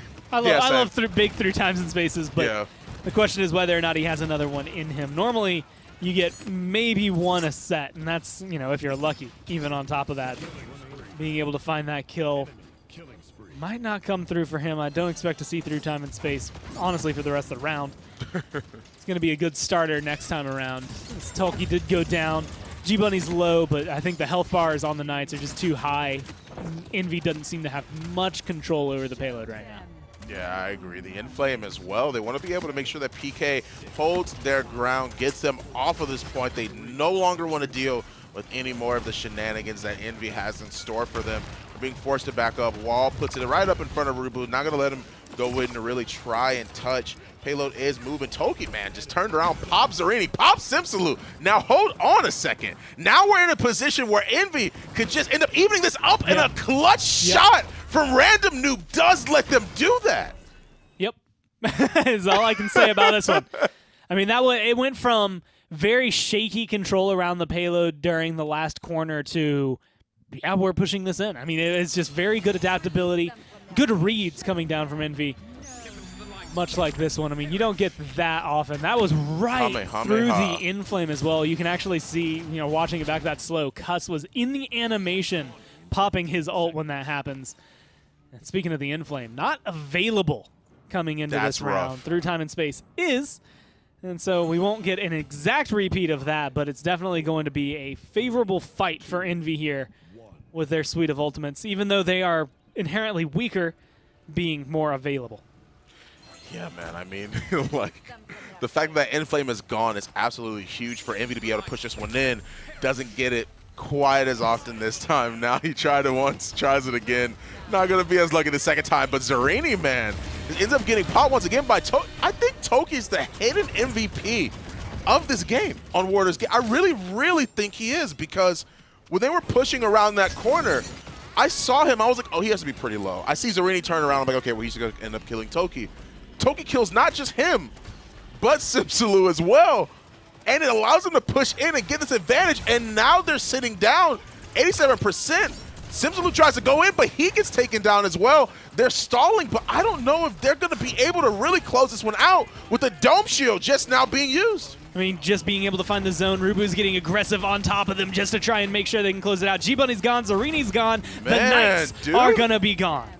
Rubu with the subtle pop-off right there, clapping his hands. They're excited. They're glad, which, I mean, that was good. Everyone played on Envy's side to the better than we've seen them go at this point. Not to say that PK wasn't doing good. Not to say that Pittsburgh Knights didn't have their amazing games throughout the set, but Envy just stepped it up higher in that case. Yeah, and honestly, there were a lot of little moments.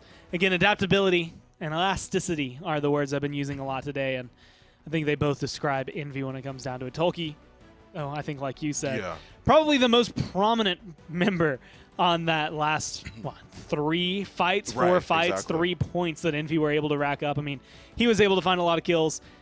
Granted, I think Mr. Hayes kept them alive. It was that moment where they're on the edge of the cliff. They're getting pushed down. That was the second win, was that double kill with that snipe. Tolkien starts hitting a lot more shots in that round. More kills start coming through. Random Noob has like a rebirth on the Eevee.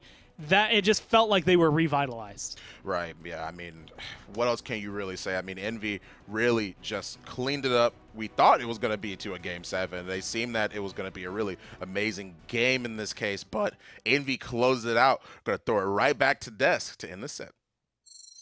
Thank you very much, gentlemen. Great job on the call, set number 1. And what a set it was, a barn burner, a 6-game set.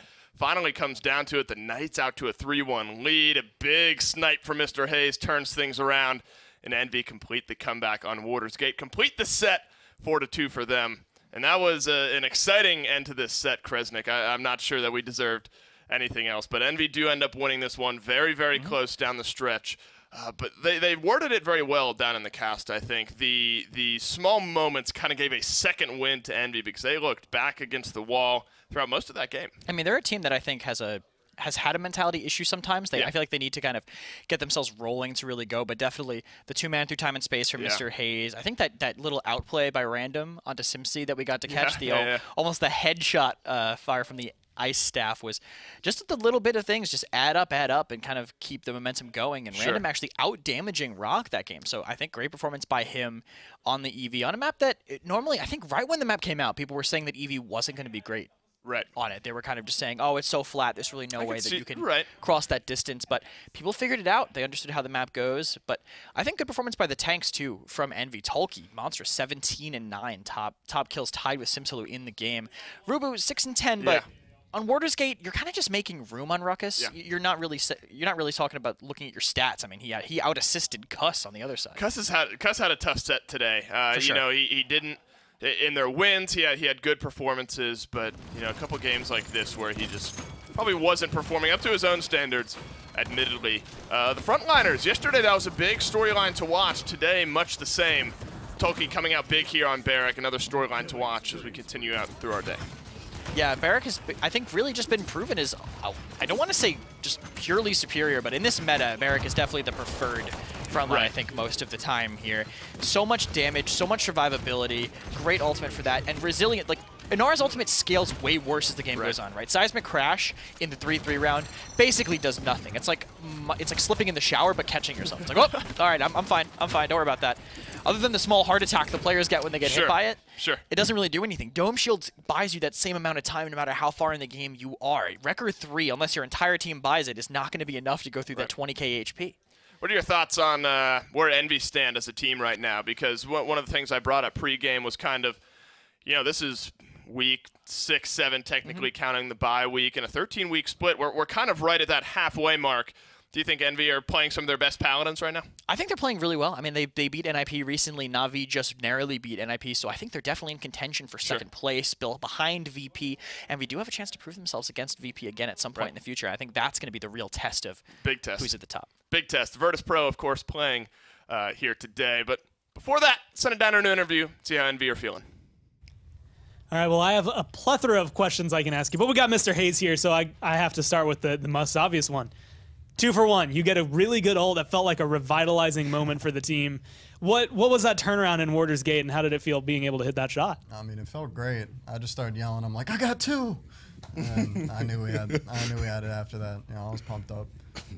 And really, I should ask on the flip side of that as well. Now, we mentioned it in cast before, but Tolkien did extremely, extremely well. What were some of the comms like coming into some of those fights where it was like it seemed like at first you guys were losing and then he would get like 1 kill or maybe like 2 that would change sort of the flow of how things were going? I think a lot of it is actually, it goes down to Rubu. Like, when you have a Genos Barrack, you're losing the point fight to an Inara Furia. So it's up to Rubu to get really aggressive. He had Master Riding and really take the pressure off. So everybody turns and looks away from the Barrack, and Tolkien's able to just clean up. The fastest map this set was a 4-2, like you guys were able to take on Stone Key, but every other one was a 4-3. You guys are going through this. Did this feel like it was going to be 7 games, or after map 5, did you kind of know, okay, we can close this one out? It definitely felt like it was going to be 7 games. It was a really close set. I had a lot of fun. I know they did too. So, I just enjoyed it. Yeah, Waters is a really strong map for them. So Yeah. when they picked it on 6, we were honestly fully prepared to lose it and go to 7, but we pulled it out. So Pulled it out. I have to ask this one just because I've been keeping track of the maps so far for every team this split, and you guys have not been very successful when it comes to, I guess, the full-on games. Scrims be what they are Talking on Bright. Brightmarsh specifically. Today you finally kind of eked that win out. Our first. You kind of put a lot of pressure on that Willow first pick. Did it all kind of come out, or were you scrambling towards the end of that map? No, I mean, I was feeling really confident in our draft on that game. I was really confident with the Grover into their dive. We just had to figure out how to adapt after, because our whole strat was to win field with the Nara off tank, but then once they had Ashholt, they just started winning field. So the last mid, we just adapted, ran docks, had random fly over the top, and I mean, we just made it messy and it worked. yeah, and even though we had those losses, I mean, none of the losses were 4-0 stomps or anything. So the end result don't really tell the whole detail. I felt like they were close, and I was confident when we picked it. Yeah, well, it comes through. You guys were confident with that one, as well as being able to be confident in the set. You find your victory 4-2. You get to keep on moving forward as well. Still the reigning world champs that we know and love. So congratulations on your win again, guys, and thank you for your time. Thank you. Respawn, the official gaming chair of the Paladins Premier League.